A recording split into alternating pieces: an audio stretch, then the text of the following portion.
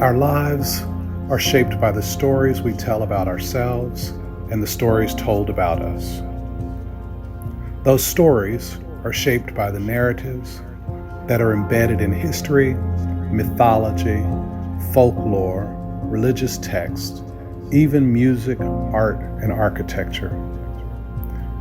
Narratives give meaning to systems and distribute power between groups, and so true societal transformation requires more than personal improvement, relational change, or even systems reform. It will require long-term commitment to narrative transformation.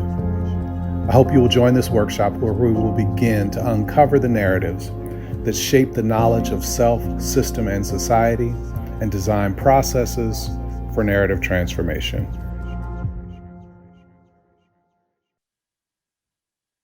Hello, my name is David Anderson Hooker. I am a professor of the practice of conflict transformation and peace building at the University of Notre Dame at the Joan B. Kroc Institute for International Peace Studies. And I'm also a faculty member of the Caux Scholars Program between Caux Scholars in Switzerland, Caux Scholars in Asia Plateau, and the Richmond Community Trust Building Fellowship Program. Today, I am really excited to introduce and to present an introductory webinar. It's introduction, but it's an introductory webinar to the notion of a narrative approach to transforming society. So transforming historical harms. We'll spend about 35 minutes together with me just presenting some ideas, and then afterwards, we'll hopefully have time for a live Q&A. So let's get started.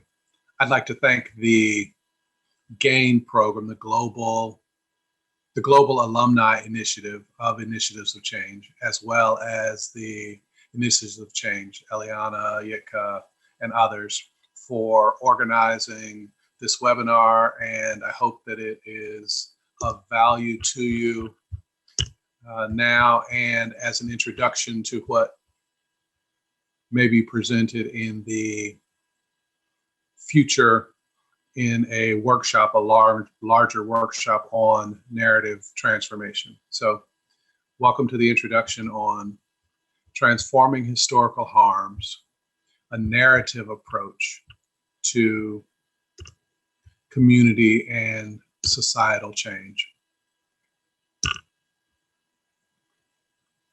What I'm hoping that we will do is to talk about narrative transformation and societal transformation in a way that intrigues you or gets you willing to participate in the further, deeper, and more difficult conversations that we will hopefully engage during the workshops, during the three-part workshop.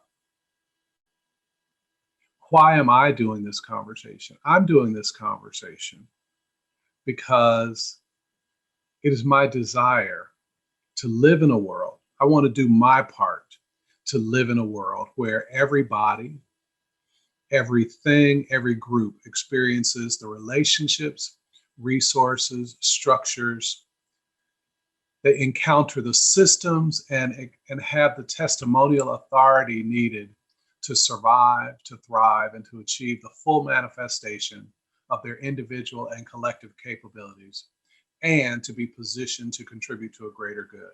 This is my why, and I wonder if you already have a why, or if not, I hope that during the course of our conversation, you will also develop a why. Why would societal transformation be helpful or necessary, and why might the narrative change approach be useful in your quest? So let's get started. What is it that we anticipate that we will do together in these brief moments? First, I want to talk about what do we mean by historical harms? And then, if the harms are historical, why do they matter today?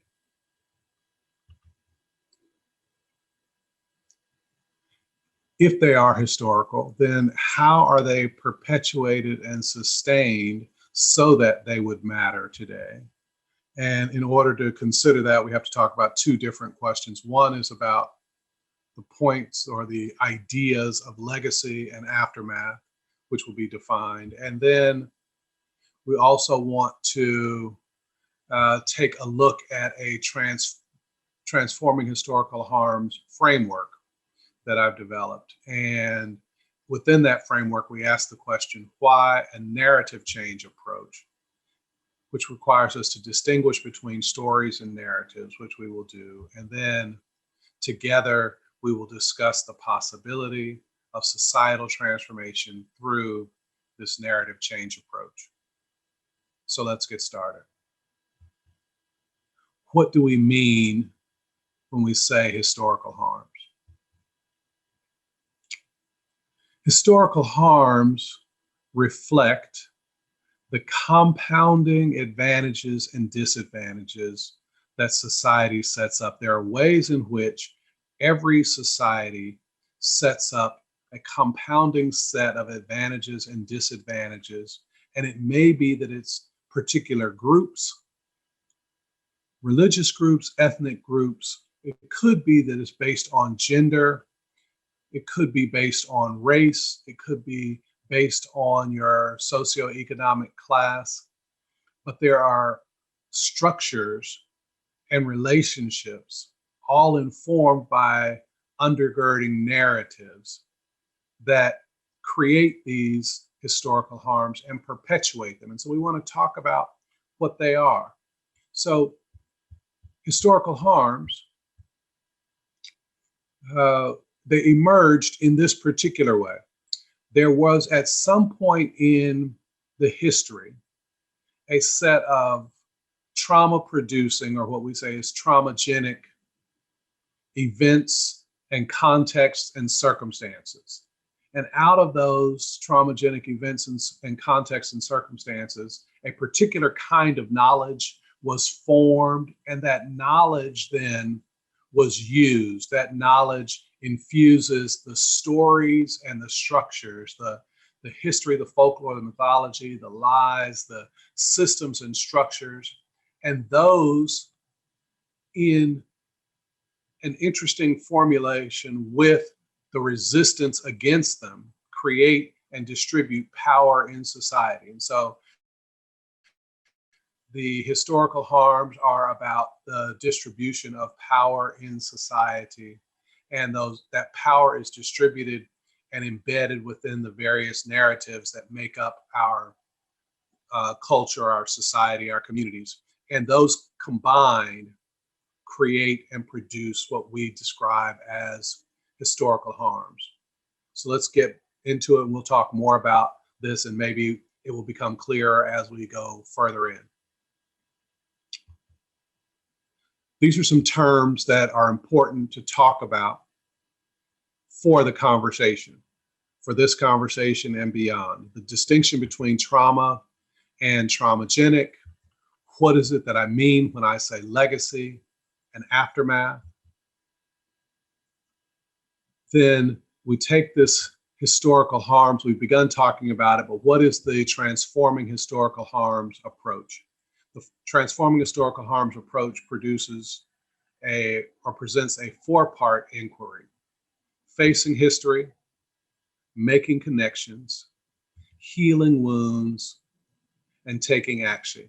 History, connections, healing, and action are the four-part approach for transforming historical harms. And in each of those, there is a narrative framework for how do we face history? How do we make connections? How are we healing individual and collective wounds? And how do we together take action within a narrative framework? So trauma is the first term. And what trauma actually is the reactions or responses to an experience that is overwhelming. The way that we think about it, there are a number of ways to talk about it. The way that I talk about trauma is the reactions and the responses when events or circumstances or contexts become overwhelming. And so if it's perceived as threatening, to either an individual or community, or it overwhelms the individual or collective capacity to respond, there are typically 3, maybe 4 reactions: fight, flight, freeze, which are the ones that we know about. And then there's some research now that says there's also a nurturing as a possible response in the face of traumagenic or overwhelming circumstances. When this sense of overwhelm becomes, it lasts for an extended period. There's no specific period, but when it lasts to the point where it becomes disruptive of the life course, it can have, research suggests it can have biological, emotional, behavioral, spiritual, community, collective, societal consequences. And so we want to look at how this trauma persists over time, how the trauma that's formed persists over time. Now, it's important to distinguish between the event or the circumstances and the trauma. The traumagenic distinction is a distinction because the events and circumstances themselves aren't necessarily the trauma. The trauma is the response to the sense of overwhelm. And so 2 people, 2 groups may have the same experience or be in the same context, and one has the resources, the capacities to respond without being overwhelmed. And so then their responses aren't what we would describe as trauma. It's in that space of overwhelm, the space of the current to respond, where there's a sense of overwhelm, and then the response to the overwhelm that we talk about as trauma. Trauma is the performance, it's the response to the individual event or the cumulative set of conditions that produce trauma. So traumagenic means that a circumstance or event can or is likely to produce the trauma responses that we're familiar with.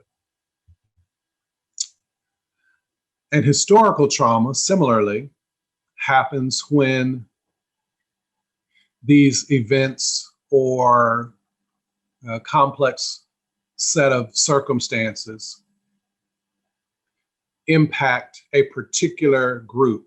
So a collective, Maria Yellowhorse Braveheart describes this historical trauma as collective emotional, psychological injury, both over the lifespan and across generations, emanating from massive group trauma. So when a particular group is experiencing this trauma, it's what Maria Yellowhorse Braveheart would call historical trauma.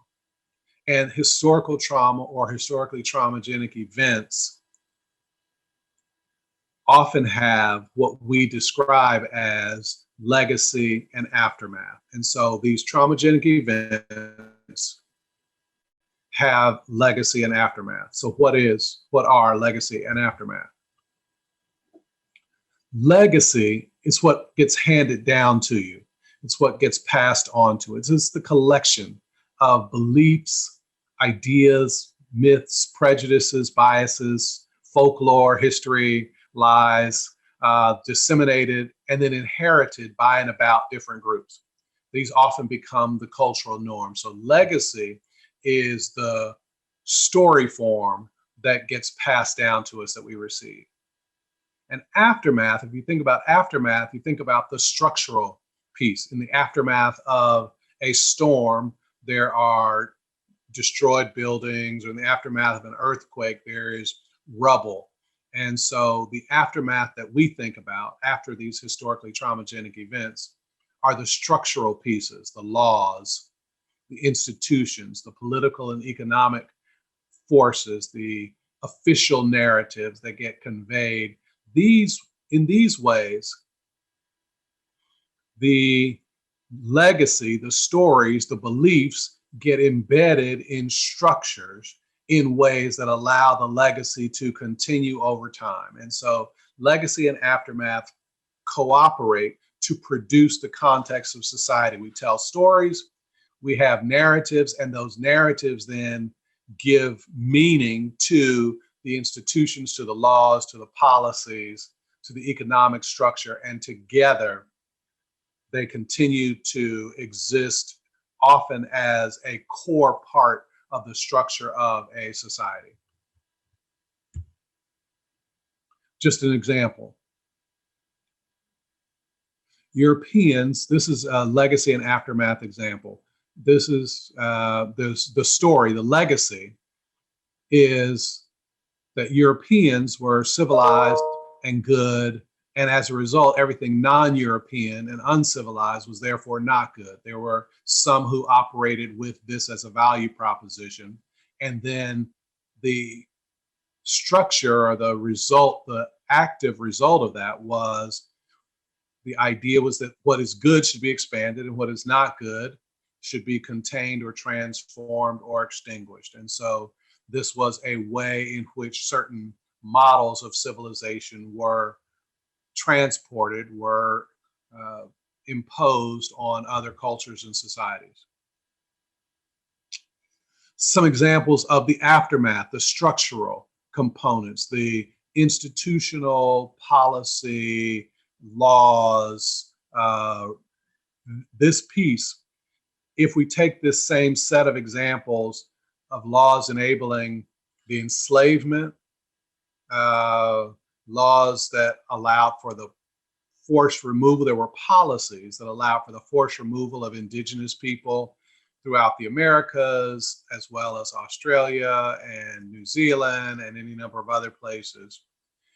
In some places in the United States and Canada, there were residential schools which took the children away, indigenous children away from their families, to send them to places so that they would lose their indigeneity and take on what were deemed to be the more civilized, the good.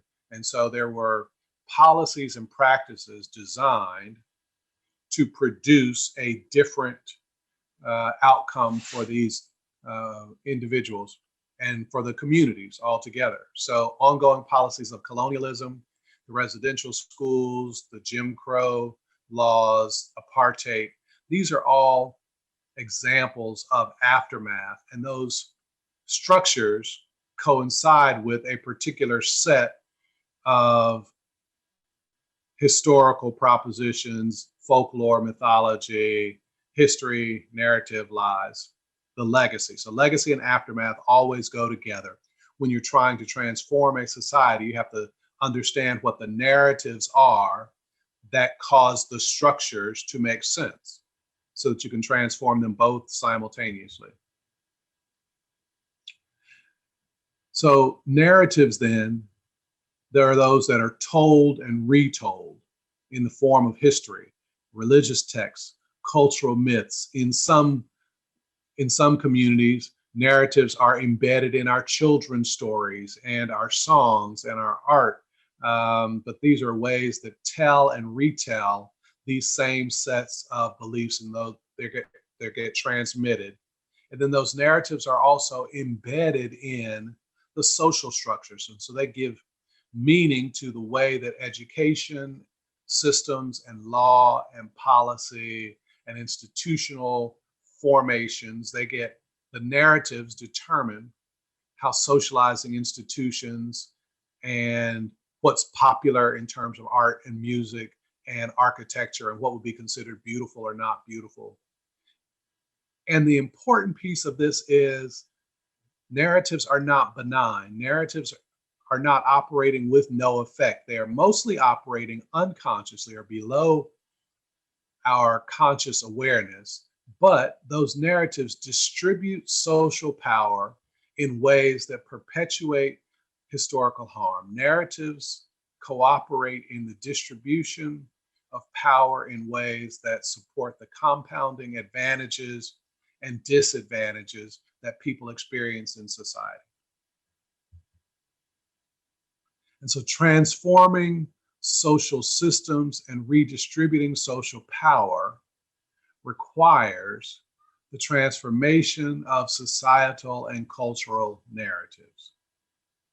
You can't just change the system in order to change the system, because the systems conform to particular narratives. And so if you change the structure of the institution, or if you change the policy, but you haven't changed the underlying narrative, a new policy or a new structure will pop up to affirm that narrative. We have to think about changing narratives in connection with the systems and the structures and the policies that are informed by those narratives. What do I mean? Some people say narrative and some people say story, and some people think that they mean the same thing. And there's an important distinction between the two that is important for our work. So a story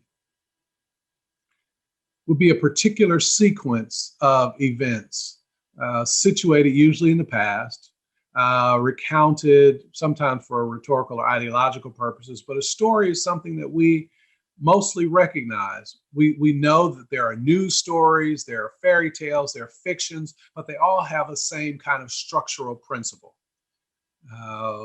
Stories have a frame that most people can recognize with characters and arc and plot and so forth. Distinguish that from narrative. A narrative becomes a coherent system of interrelated, organized stories. So the intention of narratives is not to resolve conflict in the same way that stories tend to resolve conflict. Narratives don't resolve conflict. They just determine the trajectory of sense making. They give you a direction in which the stories should go, the way that we anticipate that stories will go. Narratives give the structural formation and they connect multiple stories. The easiest way to recognize narratives is by looking at what we would call master narratives. Because master narratives, when we say they're trans-historical and deeply embedded, it means that they go across generations. From one generation to the next, people tell the same kinds of stories. And so in some frameworks, they talk about master narratives as archetypes. Master narratives allow us to make sense and give organizing and understanding to present events. And so some master narratives are embedded in scriptural text. For instance, in the Judeo-Christian imagination, there's the idea of the great flood or the creation story. And the creation story creates a master narrative. And what that does is it delineates the power and authority and the distinction between the earth and the animals and human beings in the Judeo-Christian narrative, for instance. Many of our children's stories also have a same set of underlying narratives. In the United States, we tell stories like The Boy Who Cried Wolf, about a boy who kept pretending like a wolf was coming so that he could get attention, and he cried wolf, and he said a wolf is coming in the town. Everybody came out to see about him, and there was no wolf. And then he says it again, a wolf is coming, and they come out to see about him, and there's no wolf. And so then again, he cries wolf, there's a wolf, and there actually is a wolf, but nobody's coming. But so when we say someone is just crying wolf, that's a master narrative about a particular set of actions and events, and we can make sense of the entire thing. Each culture, each society has a set of these master narratives. And then there are some that actually cross over historical or cross over cultural lines. And so the hero's narrative, the hero's journey, is a narrative that has cultural implications or has cultural resonance in many different cultural societies, where some, in a hero's journey, some unknowing, unsuspecting person sets off on a major task. They either find a group of compatriots to travel with them, or they get some great wisdom book or some great power that allows them to meet a task, and then they go and they Um, they fail a few times and then they ultimately succeed, and then they come home different. And so there are many different heroes' journeys that are told in popular literature, uh, in our movies, in our music. This hero's journey is a narrative shape that is told over and over again. We would call that a master narrative. And so we understand our lives in terms of narrative structure, and then we tell stories. And it's really important because telling a different story about your life may make your life better in the moment. And yet, unless the narratives, the deeper narratives that give space to what kinds of stories can be told, unless those narratives are changed, then there's no more space for liberation or the manifestation of full capabilities. And our commitment is to create a space in which every individual and every group has the relationships, resources, and structures and testimonial authority needed to be able to fully manifest. And so how do you do that? You change the underlying cultural narratives, the narratives that shape what it means to be a particular ethnicity, the narratives that shape what it means to be and perform in a particular religious tradition, the narratives that shape what gender expression looks like and what's allowed and what's not allowed. Must gender be binary, or as many indigenous communities operate, is there room for a two-spirited or a multi-spirited person? And so all of that is based in the cultural narratives, and those cultural narratives then shape how we react, how we relate, and how we shape our own lives and what we see as possible for ourselves. And so there's a difference between story and narrative and master narrative, and the power of society is distributed in the narratives and master narratives that shape the culture. And so we were saying narrative connects many stories. There are multiple stories that are connected by and made sense of by a particular narrative form. Culture, ethnicity, caste, race, gender they all have narrative forms. It's not like they are the truth. When I say they're not the truth, I'm not saying they're not true. I'm saying they're not the truth. The truth meaning that there's only one way to make meaning of a thing. They are not the truth.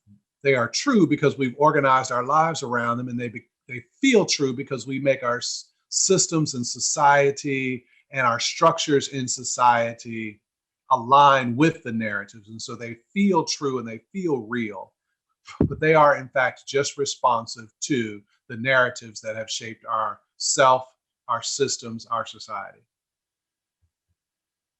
Narratives possess a particular social energy. They animate what we can and can't do. They operate in certain ways. They give us the boundaries for what's allowable, what's not allowable, what's good, what's not good, what's right, what's wrong. Is all informed and embedded and infused in the cultural narratives that each of us coexist or exist in relationship to. And in our social ecology, those narratives shape our interaction with all of the rest of society. And so if there are certain cultural narratives that are held, and then those cultural narratives shape the patterns for family and neighborhood, and they define what it means to be a particular gender or particular sex or particular age, particular race. And then those narratives get infused in all of our systems, in our legal code, our social welfare systems, in the way that mass media tells stories, in the larger attitudes and ideologies of the culture. And those narratives live across time. And so in that way, we are formed by the narratives that we know and the narratives that are told to us, and shape the relationships that we have with the various systems that we encounter in our lives. And so our very identities our knowing of ourself, our knowing of our communities is shaped by narratives. Most often those narratives go unquestioned and unexamined. To transform society, the work requires that we examine those narratives. Narratives are infused with social power. It turns out that if you are treated a certain way in all of your socializing systems, in your family, in your school, in your law enforcement, in your healthcare, if you're treated a certain way, you become a certain kind of person. If certain things are described to you as being real, they become real for you, whether they are real or not. What makes something true is that we organize our lives around it. There are many things that become true. We organize our lives around them because they are embedded, widely distributed in the variety of narratives that make up our culture and community. So we want to take a look at how do you transform narratives to create more space to engage, to fully manifest, to experience the fullness of your capabilities. How do we transform narratives in support of that? So we want to make this additional distinction. So we talk about narratives, we've talked about stories and master narratives. We also want to talk about ideology, discourse, and hegemony, because these are larger ways in which power is distributed. Social power is diffused through society through particular ideologies.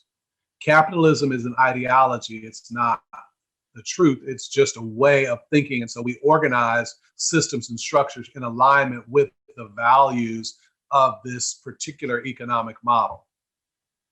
And then when discourse is mobilized to reinforce these systems, it functions as a particular kind of ideology. And so the language we use is a container and a transmitter of social power. And if you want to transmit it, it requires the creation and then the habituation of counter narratives. What do I mean when I say the habituation of counter narratives?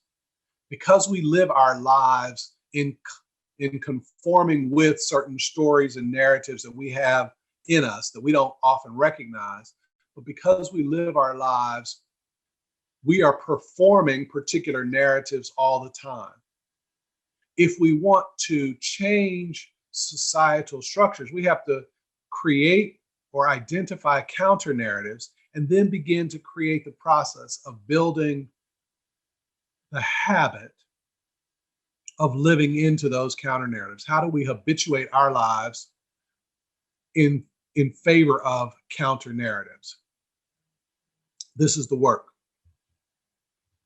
So not all stories are contained within discourse. Not all stories are contained with particular hegemony and ideology. And so sometimes those stories become difficult or even unintelligible. We can't even understand the story because it fits so far outside of our understanding or the discourse that we operate in.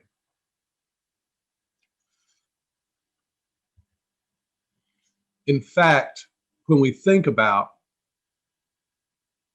the mix of the narratives that make up society, Peter Block helps us to think. He says that community is fundamentally an interdependent, he says human, Block says human, I would say all life system, an interdependent system given form by the conversations that it holds with itself. So what are the narratives that shape, and then how do we go about living into those narratives? The narratives, the conversations that we hold will determine the nature of things like the history that we tell, the buildings that we build, the economic models that we have, the infrastructure that we produce, and all of the culture and all of the products. All of these are conversations, and those form the social fabric of any community. So the built and the cultural environments are secondary gains of how we choose to be together, and we are often choosing to be together based on the narratives in which we live. Initiatives of change is a particularly interesting form because some people in the world have early on, before they fully understood it, they described initiatives of change as a cult because the people who lived inside of were developing a different narrative, a narrative that said that regardless of where you're from, regardless of the nature of your ethnic background, your gender background, you are loved, you are worthy of being heard and experienced and relished and appreciated. And so they operated in what for many would be a really unique form of being. And in that space of self-reflection and continuing look for gratitude and continuing ways of appreciation and all of those value features that make up initiatives of change, some saw it as strange while we were choosing a different way of being together. And so some set it apart. It didn't fit inside of the global ideologies and the discourse that many of the societies that many of us come from. But we have to always understand and remember and remind ourselves in our choice of action that community is fundamentally an interdependent human system given form by the conversations that we hold with ourselves. In the same way, Monk and Winslade, when they're talking about culture, they say culture is best thought of in terms of practices being held in place by cultural narratives, and that the narratives are shot through with power or lines of force. And so there are ways in which we show up in the world, in which we practice the way we relate to one another, the kinds of things that we do, who we speak to, how we speak to them, who we believe, who we disbelieve, who we trust, who we distrust.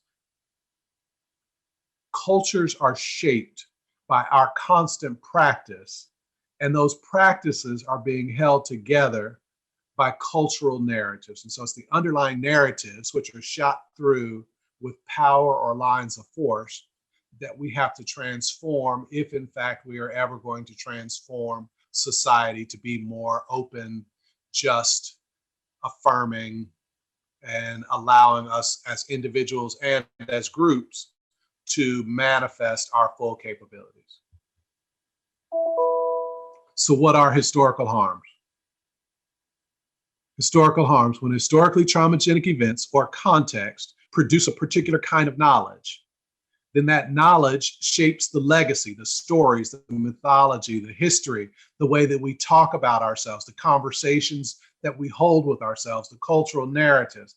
And it also shapes the aftermath, the structures, the systems, the policies, the legal arena. And then that, when it's dominating in ways that don't allow for full flourishing, the legacy and aftermath are always met with a form of resistance where we're constantly pushing towards full flourishing. We're pushing towards creating more open and just and peaceful societies. And so when all of those merge and mix together, the legacy, the aftermath, the resistance, they're continuing to produce an ongoing power process that creates and forms our identities as individuals, as groups.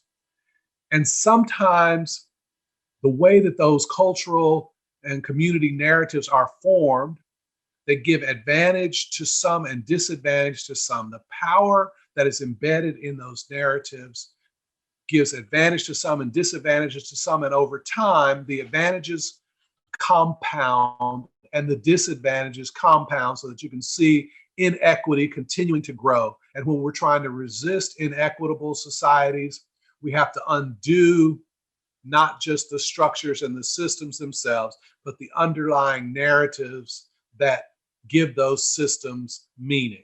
And so when we're transforming historical harms, we have to take a narrative approach. And that narrative approach will require us to do four things. It will require us to face history, to make connections, to heal wounds, and to take action. In the longer workshop, we will begin to dig deep into how these narratives of identity are shaped. and then how that identity at the individual and collective level gets produced and reproduced, and how sometimes we even cooperate in perpetuating systems that we would otherwise want to resist.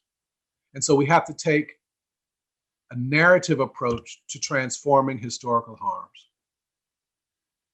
I want to ask you about your identity before we go. When you were born, it turns out most of us have no idea who we are. There's a story that's told to us and stories that are told about us.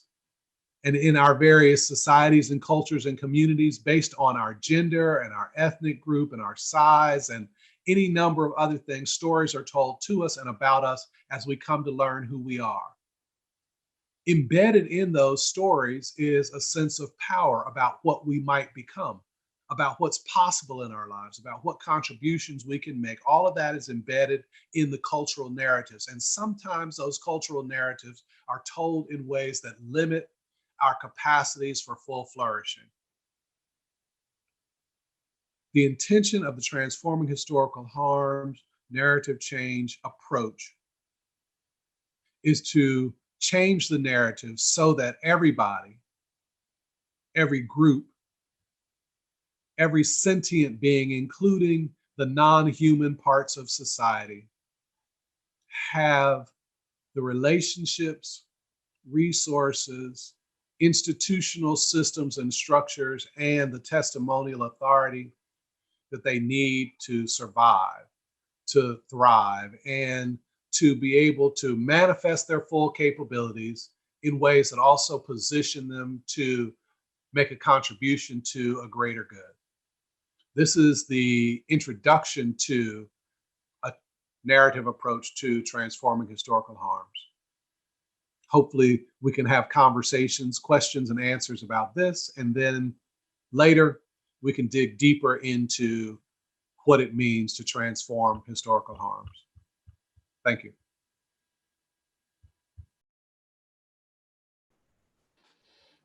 Well, thank you so much for that, David. As Eliana said at the beginning, I'll be facilitating the conversation between David and all of you guys. So please feel free to send your questions in if you have any. David, are you there? Yes. Hi there, how are you doing? I'm well, thank you. Brilliant. Well, while we wait for some of the questions to pour in, I'll take the opportunity to ask my own. Okay. I was really interested by one line in your webinar, the idea that if you're treated in a certain way, you become a certain person. And it was really interesting, kind of looking at all of these kind of narrative processes in a macro sense, but I'm also really interested in kind of getting down to the micro level.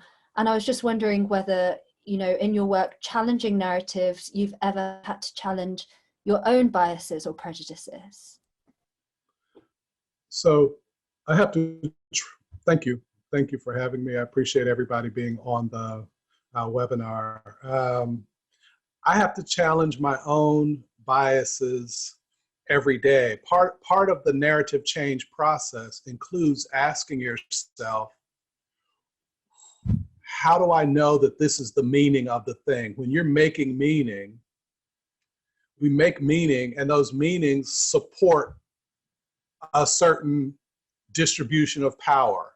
And if that's not a distribution of power that we would affirm, then how do I know that the meaning I'm making is supporting a particular distribution of power? The easiest one to see is as a man, as a male, I have been groomed and formed with a certain kind of heteropatriarchy that I would otherwise resist. Like, I'd like to believe myself as supportive of transnational feminism, transnational womanism.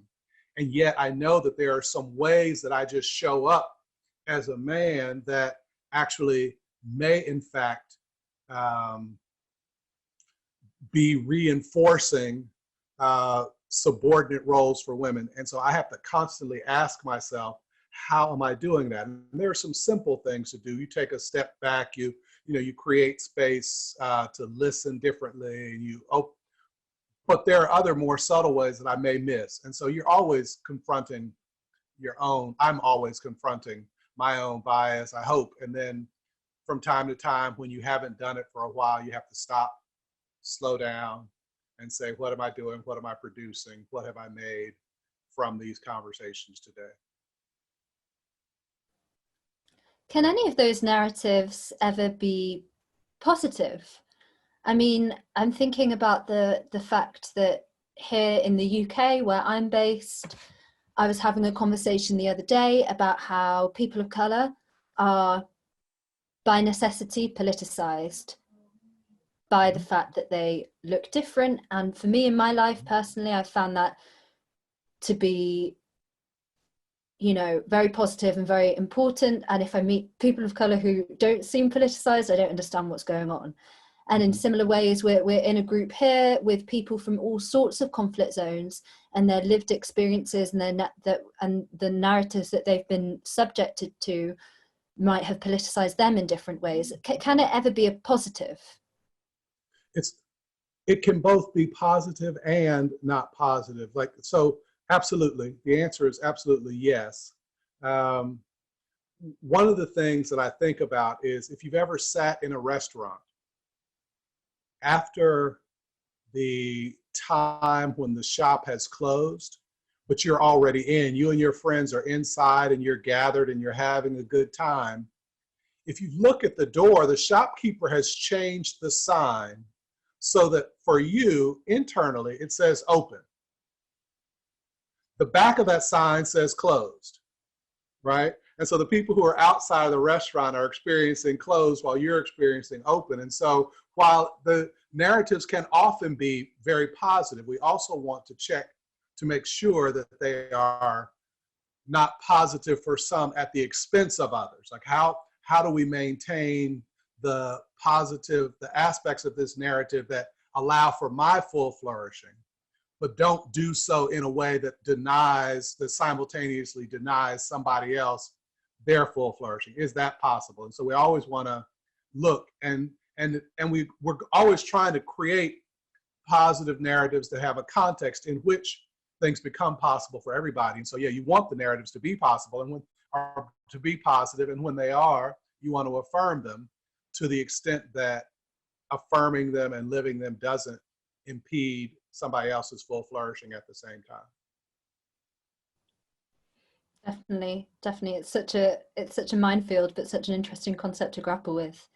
So I'll just hand over to Bhav now, because I believe that we have a question from Bhav Patel.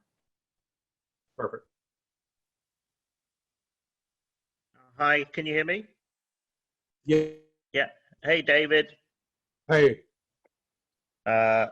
So my question's not very coherent, and I might not get the exact words right, but it goes something like this: like the word narrative sort of triggers this, you sort of feel some sort of words or some sort of linguistic side to it.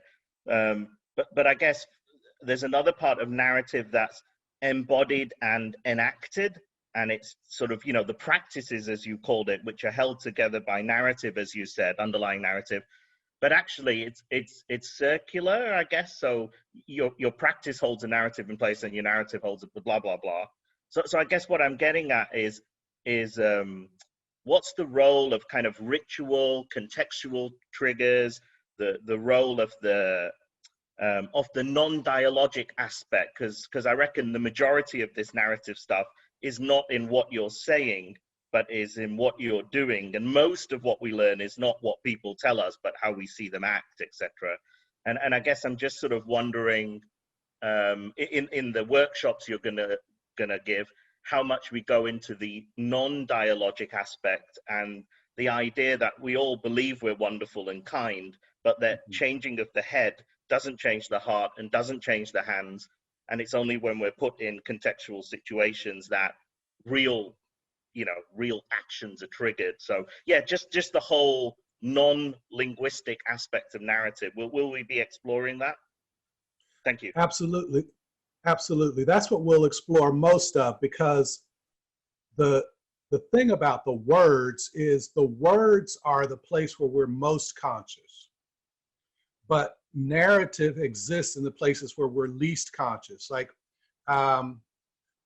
colors and symbols they're given meaning. Like when a child is very young, there's no way to distinguish for them. They don't know the difference between green and blue, tree and bush and plant.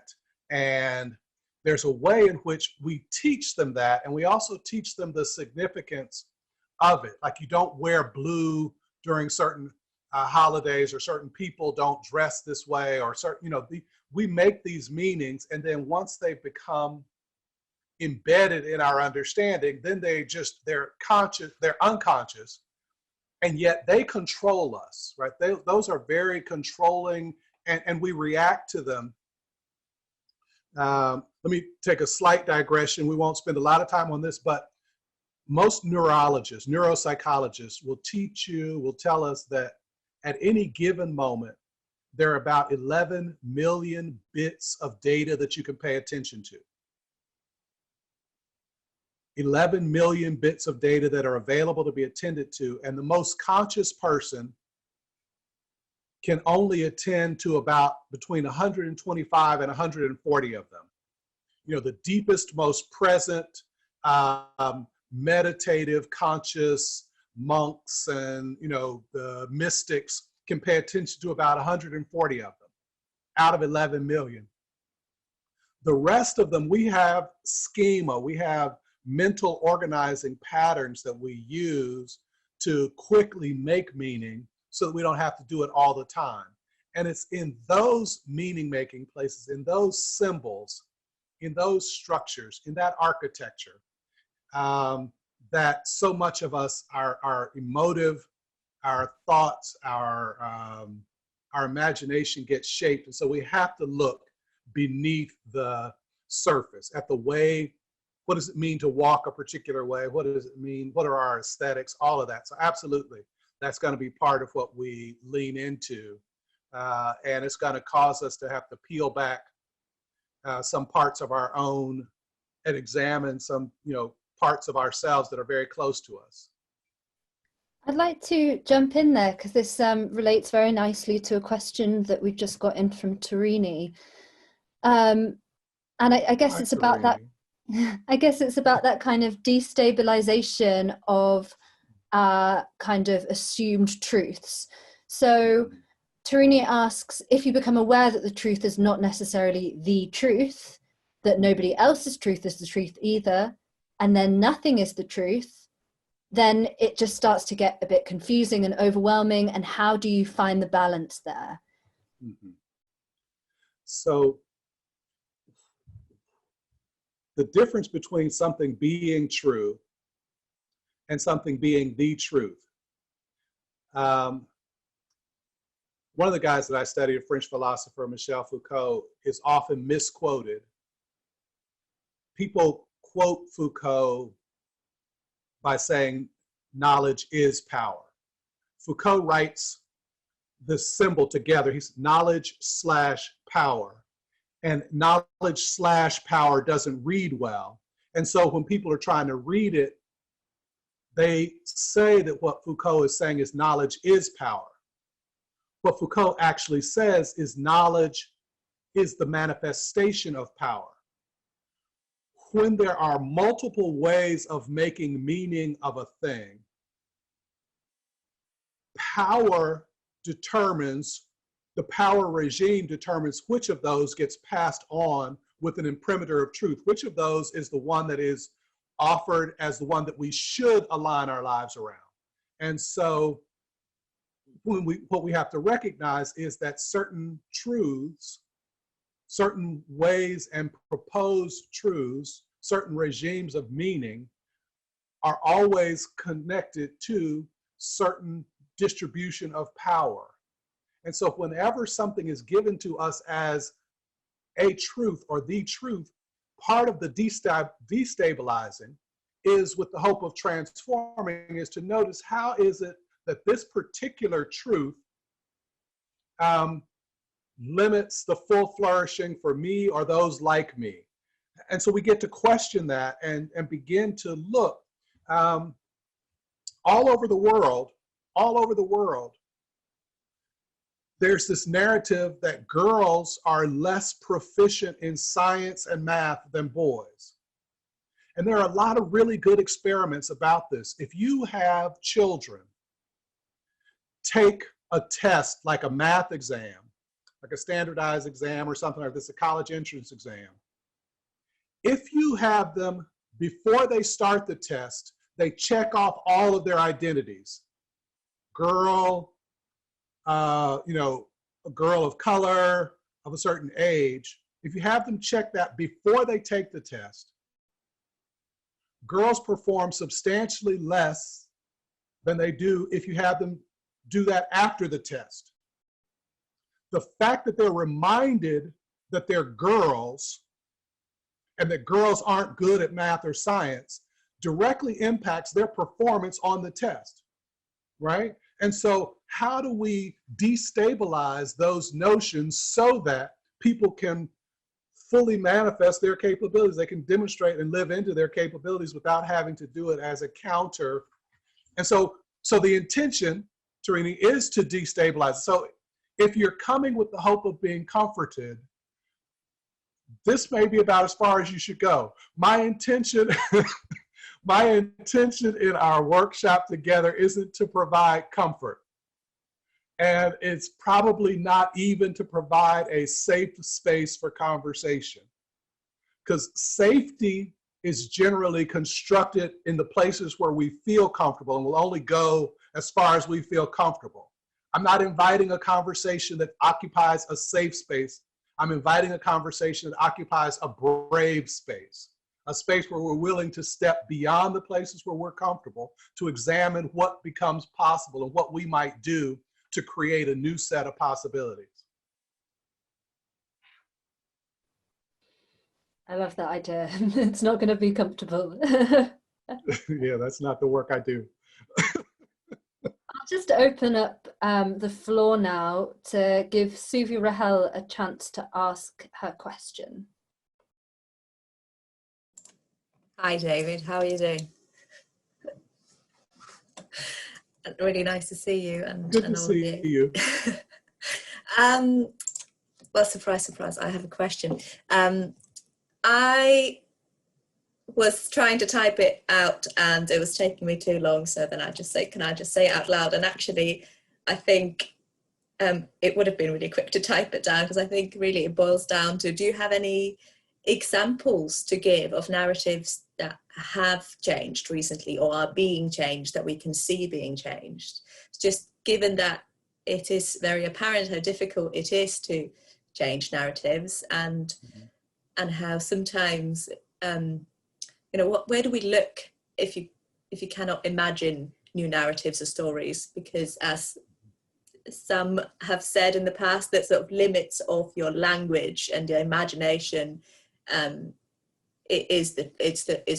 limits of your language is often the limits of your imagination. What if you just cannot see and cannot imagine further than where your narrative is at?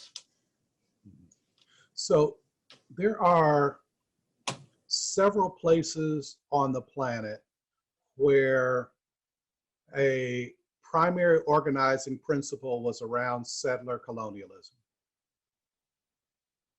And settler colonialism denied the humanity of the indigenous people who occupied the land. And there was a narrative of a particular approach to civilization which intended to deny them full flourishing.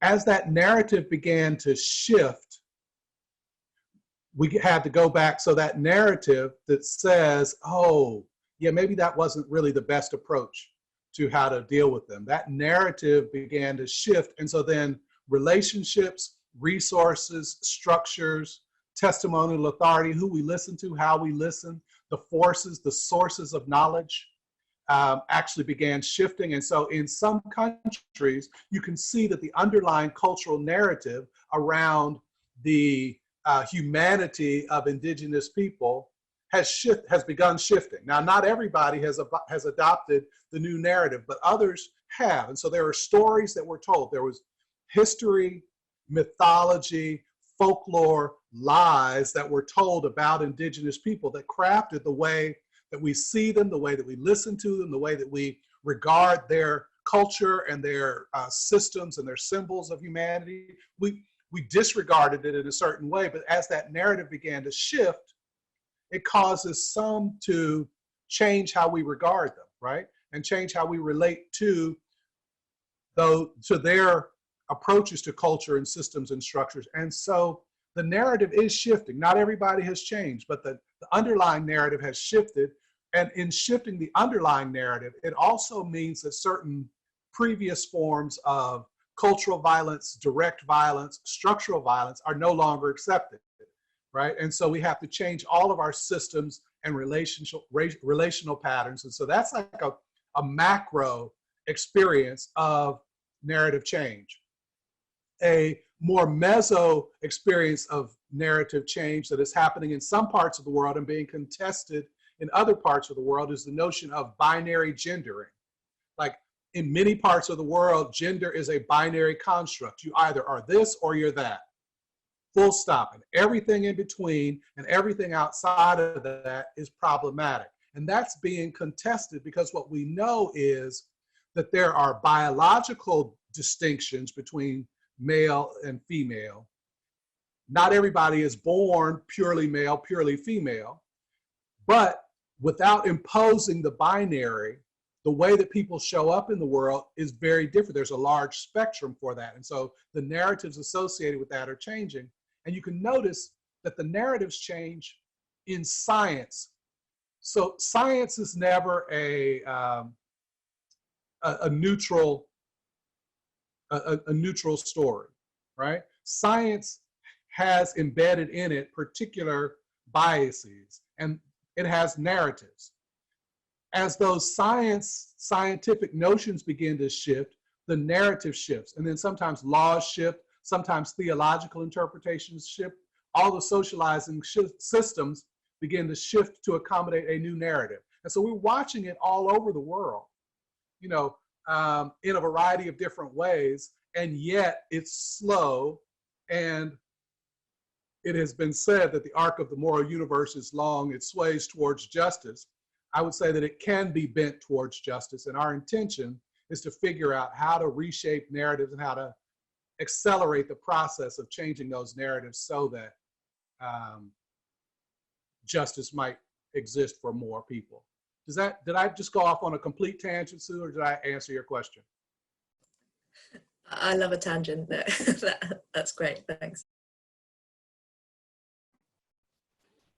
I'm going to ask a question next that's come from Noha Aladdin. And Noha asks, is there a criteria to assess the narratives? Because I think it's so relative. So I guess this is kind of tapping into the feeling that was expressed previously by Tarini, that, you know, when you start questioning, you start to unravel. And how do you kind of set the parameters for that? So Noha, I assume that I have an underlying assumption in the question that at some point assessment suggests that some narratives will be right and some narratives will be wrong. And I think that may not be the inclination that I'm trying to push. It's not that some are right and some are wrong. It's that I have a commitment. I have a personal commitment. My commitment is to construct a world in which every sentient being and every other part of our ecology, human and non-human parts of the ecology, operate in ways that give space for their full flourishing, to manifest their full capabilities. And so the assessment that I make of every narrative is, how, if at all, does this support full flourishing? How, if at all, does this impede full flourishing? That it's just a fairly, for whom, and so we have to look intersectionally. Justice for whom? Does this create full flourishing for everyone? Does this create full flourishing for some and not for others? Does it make it more likely that by accident of birth, you will be less likely to be successful, that you will be less likely to even survive. You know, until we've shifted our narratives, it turns out that around the globe, until we've shifted our narrative, girls are less likely to survive than boys, because there are narratives that make boys more valuable, right? And so in the distribution of food, in the distribution of shelter, in the distribution of education, in the distribution of any number of things, there are millions and millions of fewer girls than there should be, because there are narratives that don't support the full flourishing of girlness. And so for me, I'm assessing those narratives in ways that say, for whom does this support full flourishing and who does this impede? It's not like because at the end of the day, none of them are the truth, right?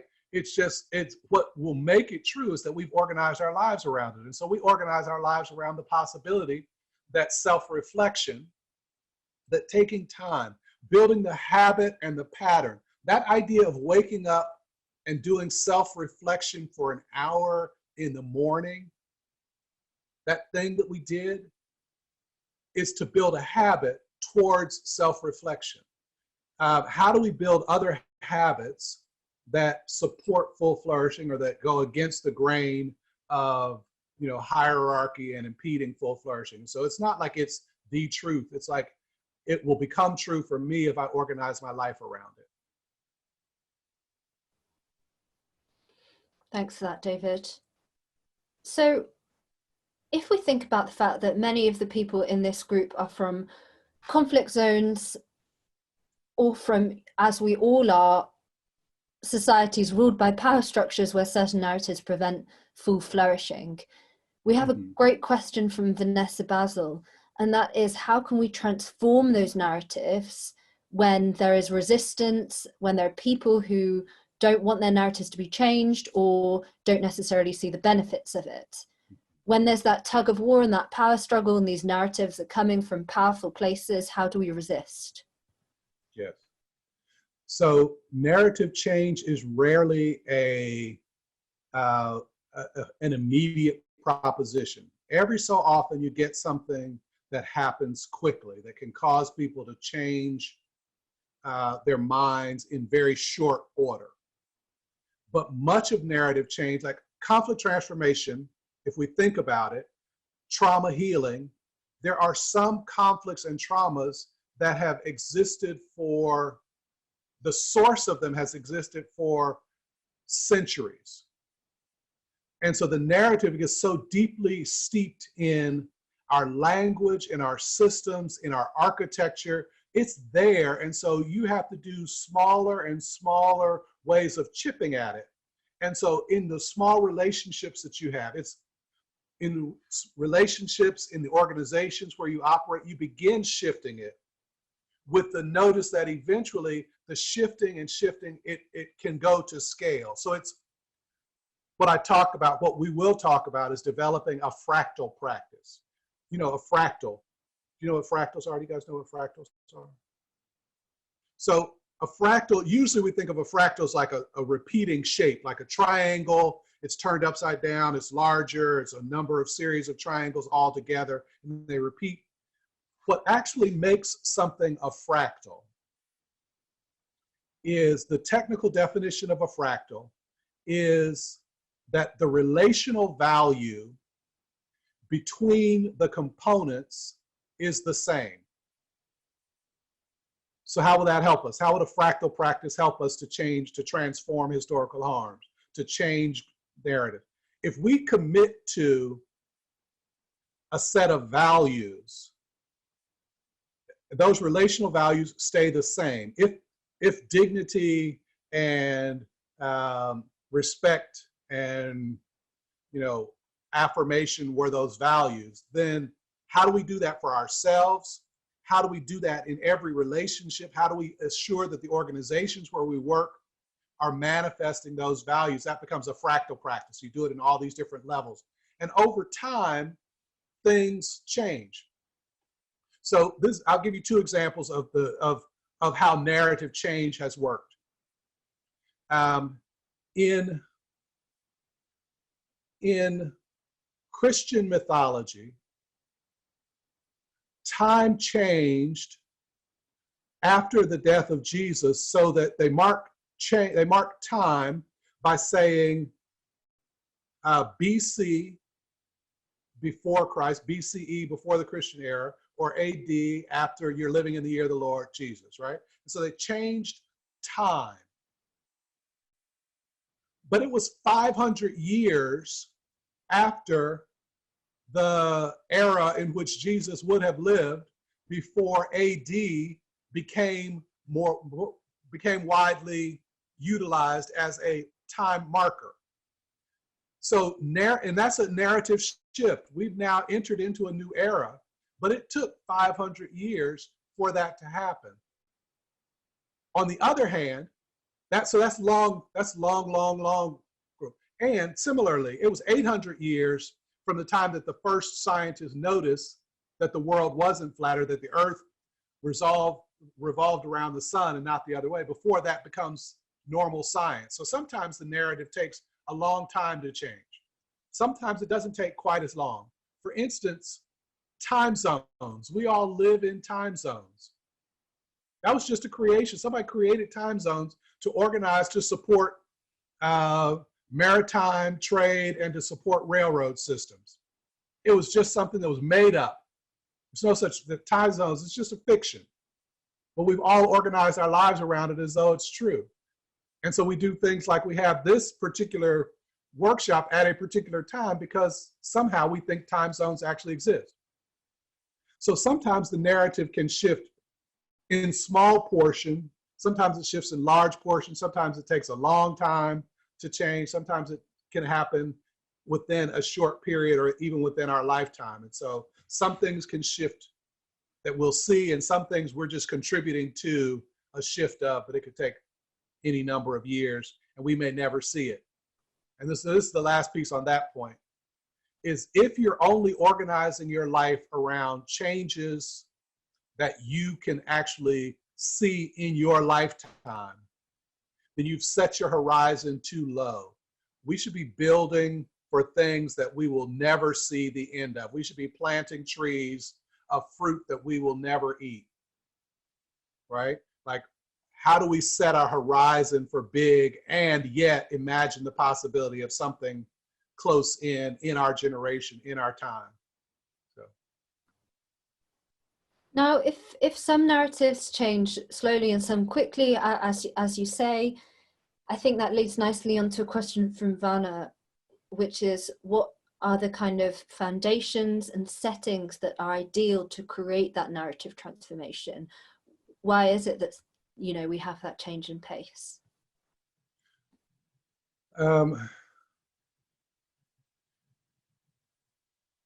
So narratives are embedded in all kinds of socializing systems. So we tell these stories, we live these things, but then law and family and, for some, you know, kind of theology and scripture and science all have a portion of the narrative in them. Sometimes just one change in one place sparks changes in all the others. And sometimes it takes a while to adapt. It's like turning around a lot of big ships and transforming a lot of big ships and all of the layers that go into the transformation. So in sometimes it's possible because it's the narrative is contained in one particular social sphere. And sometimes because it's embedded and infused in so many, it takes much longer to shift. It also takes longer to shift because our identities are based on the current narratives. And sometimes it takes us longer to see ourselves differently. And then once we see ourselves differently, we have to perform differently. We have to act in different ways, which shapes and reshapes all the relationships that we have. And so that could be a generational or a multi-generational project in and of itself. Thank you. Next, I'm going to open the floor again and pass over to Edna for her question. Great. Thank you very much, David. I'm carrying out research on victims of electoral violence at the moment, and I'm finding it. I'm sorry. Do me a favor. Speak up. Speak up just a little. I'm not hearing you quite so well. Sorry, I just said I'm carrying out research on victims of electoral violence, and it is very difficult for some people to tell their trauma stories because of the influence of cultural stigma. And I'm wondering, how can these people be helped? Because you mentioned that it has to start with a conversation. If they cannot even hold conversation because of the cultural stigma, how do we help such individuals? So I say conversations, and I'm not necessarily meaning the conversations where we just sit down together and talk. Conversations include the spaces that we create. And so there's, for instance, if there's cultural stigma to tell the story, to talk about the stories, among the things that we've used, among the practices we use are things like art and theater and music to allow people to express some things or to talk about things in a different way that's not head on, that's violating that seems to be violating the cultural norms, but creates the space for them to talk about the places where they felt violated. So how do we create new spaces and containers in which people's actions can reflect a different desire for the quality or the way that their life is shaped? Like how do we create those spaces? And sometimes it's very small spaces, and sometimes the narrative gets shifted by creating the expectation that the space should be there. And so cultures are always changing. Culture is not fixed. It's slow to change, but cultures are always changing. Cultures have always changed, and cultures will always change. And so sometimes it's in carving out the small little spaces that are unique to the flow of the culture that give people the opportunity to begin to address those issues. The problem with something like, certain kinds of violence, it's cyclical. It happens predictably at regular times during the life of a nation. And so how in the off cycle do you create spaces and context and expectation to allow for these things to be told, not necessarily in the immediate aftermath, but before that, so that there becomes a cultural expectation or even a local expectation that this is the kind of thing that we can do together. And there are a lot of different small practices and larger practices. I always like art because it has a way of both being expressive and subversive, but not always directly confrontational when that becomes a problem.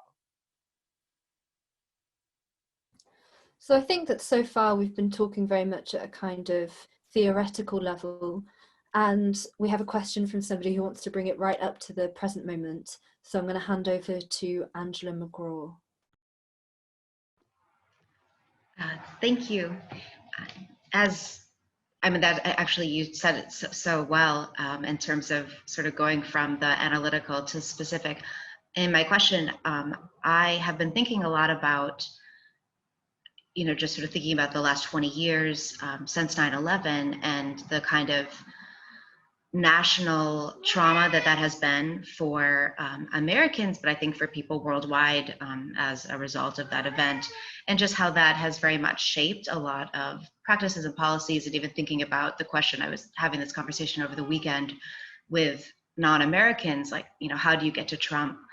And I know that there's lots of other narratives and histories behind these kinds of experiences, but I'm curious, and you've already really been alluding to this, but I'm really curious, like, at what place do you start with so many competing narratives and interests? And I feel like that happened in 2001, and we're not even scratching the surface in terms of just trying to deconstruct one of those narratives that are creating and continuing to create so many historical harms. So I'm just curious what you might recommend. So at the heart of the kind of 9/11 aftermath, the stuff, the structures, systems, policies that came out after 9/11 was a trauma narrative, like a socializing trauma narrative. Even people who weren't directly impacted were told that they were victims. And so there's a whole narrative associated with that. And that narrative then, it creates a hegemony. It creates a narrative orthodoxy, like you're only allowed to talk about these things in one particular way. You have to perform patriotism in a particular way. You have to perform.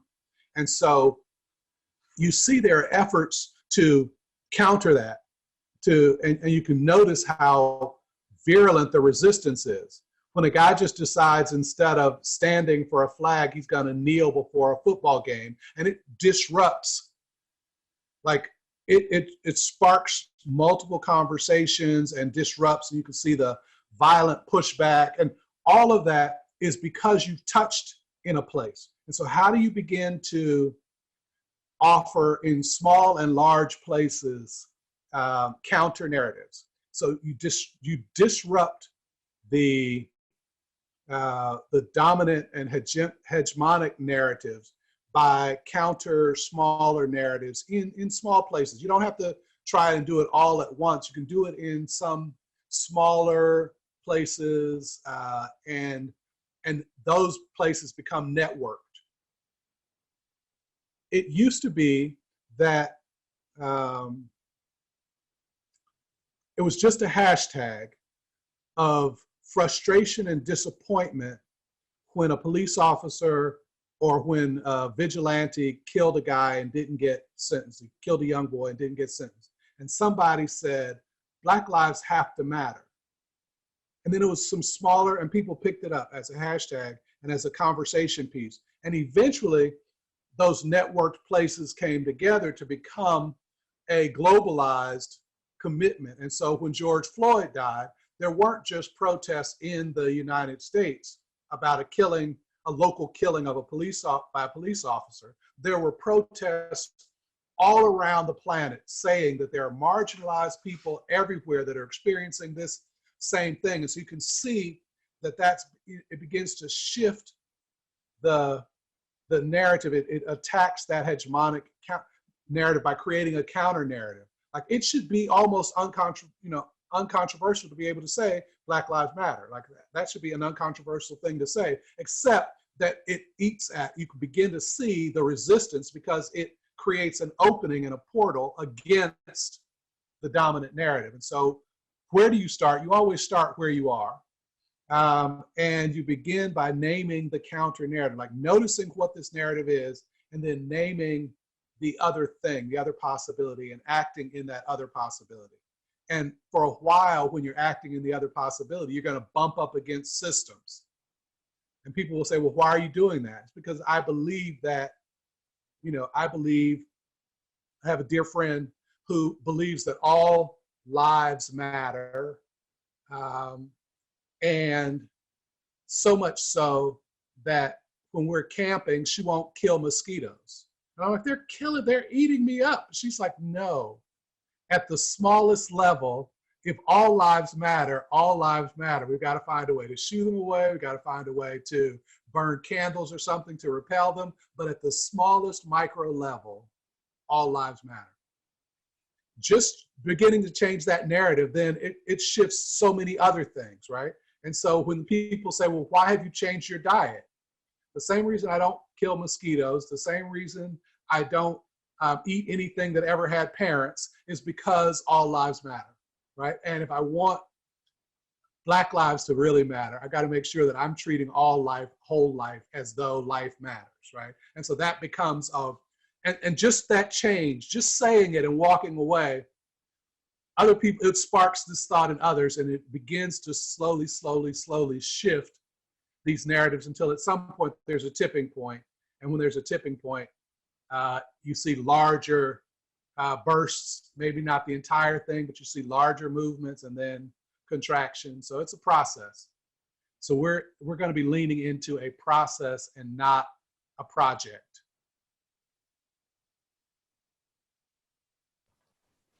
So we're talking about lots of multi-layered narratives, and obviously some of them have their origins in events that have happened in recent times. Some of them are kind of much more entrenched.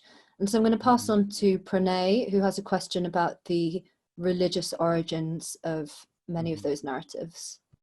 Mm-hmm. Hi, David. Great to see you. Yeah, just so I was, as you mentioned earlier, that the theological and social narratives would change with time, but even though the historic harms they place through over the time would still be there, creating discrimination for the generations coming now and after.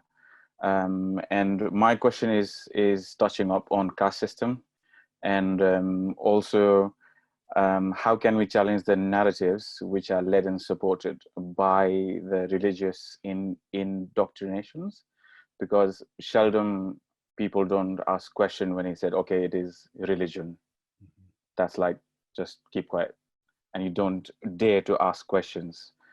So I would really want to know, like, how we can challenge such issues. Thanks. Yeah, religion is one of those places where the narratives are designed to be, are articulated in ways that are to be unquestioned. Like you're just supposed to take it. But there are very few religious traditions where everybody interprets it the same way. Like you have a religious set of values or a religious set of rituals and practices, and there are people who are, respectable, honorable people who have different interpretations and different ways that they embody the same religious traditions. And that's the opening. The opening comes because multiple people can interpret it. Multiple people who are honorable people living in different cultures and contexts can interpret the same set of systems in different ways, creates a way of knowing and understanding that the interpretation that's in this context intersects with the power arrangements and the cultural arrangements that have been adopted in this context, but they aren't the truth. They are a way of organizing, and you are invited to organize your life around them in a particular way. But there are others who are equally honorable who have organized their lives around it in a different way. And so just the inquiry about what are the values, what are the principles that allow us to organize in these different ways, organize our lives in these different ways and still adhere to the systems, creates the kind of opening for inquiry that then we can use to begin to ask, is there one interpretation or another that makes it more likely that people like me can flourish? If the entire religious system is built on the idea that certain people should not flourish, then you got a whole nother set of relationship questions with it. Like, to what extent do I accept that according to the gods, people like me aren't designed to fully flourish? We're not supposed to. And then then you get to ask, how am I embodying this thing in a way that like supports it and perpetuates it? And that's a whole nother set of wrestling. We'll do a little of that together in the workshop, because there's a way in which things that we resist we also embody. And so we have to ask ourselves, some of the things that we say that we would want to change, how do we perpetuate them through our day-to-day ritual practices, our embodiment? How do we continue to live and support systems that we would otherwise, how have we internalized them in ways that shape our identity that actually perpetuate something that we would otherwise want to see change? Just to follow up there on Pranay's question, I felt that one of the things that he was tapping into, correct me if I'm wrong, Pranay, is the fact that even if it's not you yourself who holds the belief of that religion, when things originate in religious tenets, they're seen as completely untouchable and completely unquestionable. So in that situation where, you know, this belief in an organizational principle according to caste is very much foundational to the religion and entrenched in scriptures, how do you then challenge those who hold that as, you know, their foundational beliefs? Yeah, it's one of the hardest places because it occurs as real to them. It occurs as a space of reality, like this is the only way to make meaning of that. Two of the things that are helpful for challenging, one is history. So when we talk about this four-part process, the history, the connection, the healing, the action, sometimes history is helpful because there are very few religious tenets that haven't been interpreted and reinterpreted over time to, in some ways, account for other changing understandings of the way that the world works, right? And so if they have been changing over the course of time, even while some parts of them seem to be immutable, the fact that some parts of it change, if you can invite somebody into a analysis about the history or exploration or a view of the historical changes to notice what is allowed to change and what has not, it's just an inquiry. For some people, like you can't really force spaces on change on other people. Sometimes you have to create a context in which the inquiry allows them to see the possibility of something new. And in seeing the possibility of something new, they may choose to try out this new narrative even for a little while. So if you're trying to work with somebody who's completely infused in it, if you like them, if they like you, then act like a friend who's taking somebody clothes shopping and tell them, like, they may not know that they look good in it, but ask them just to try it on for just a second and just see what it looks like. And then when they leave, they don't have to wear it, they don't have to buy it, just try it on and see what it looks like. Let's see what it looks like on you. Great. Looks pretty good on you. I might not ever see it for myself, or not yet, but give them that space. If you don't like them and you're trying to change them, then that's just violence. You're just trying to force somebody to be different, to conform to your way of thinking. And that's like an early form. It's a semantic violence. So you want to start with the people that you actually love and honor and respect. If we can begin in conversation, in loving, dignified, honoring, affirming conversations with people that we actually appreciate, and we're trying to invite them into a better space, then other folks, you know, we'll work on them later. Let's get our practice working with people that we actually like. But surely if you're looking at certain narratives that are almost oppositional to your identity, so for example, if you're a lower caste person and you are talking to people who believe in the imposition of caste, then their worldview is kind of de facto going to be minimizing your existence. So how do you come to that from a place of loving kindness when you know you're in a power structure already? You can't escape that. The fact that they are that they're living inside of it, that they've adopted it, that they are embracing it, and that it's impeding you, doesn't stop you from actually loving them or liking them. It stops you from, so The people aren't the problem. The problem is the problem. And so they are as much caught up in it as you are. And your liberation actually from it creates the space for their liberation from it. And so the same systems, most of the people who impose a system on you is because it creates a space of hierarchy for them. So sometimes, and if you saw in the webinar, there was the idea there's legacy, aftermath, and there's resistance. Sometimes it's just straight up resistance. Everything about transformation isn't nice and light. You know, there's a lot of it that's going to cause complete discomfort for other folks, and you get to ask them and inquire, like, I'm resisting this because the way that you've organized your life requires me to accept a diminished platform for mine. I'm not willing to do that. In what ways are you willing to accept the diminished platform for your own life? And they say, well, I am, because it's part of, you know, my way of understanding the faith. Well, I'm not willing to accept it for myself or for you. I'm willing to work with you to change it, but I'm not willing to accept it for myself or you, which means that sometimes there is going to be resistance. In the midst of the resistance, though, we have to ask ourselves, how are we reproducing it? There are some parts of it that we can't help but have internalized in us. And so we really have to work at undoing the habits that make it easy, like that make it easy for us to be diminished. What happens if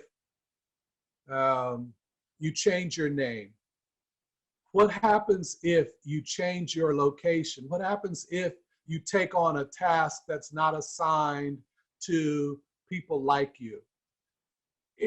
You will be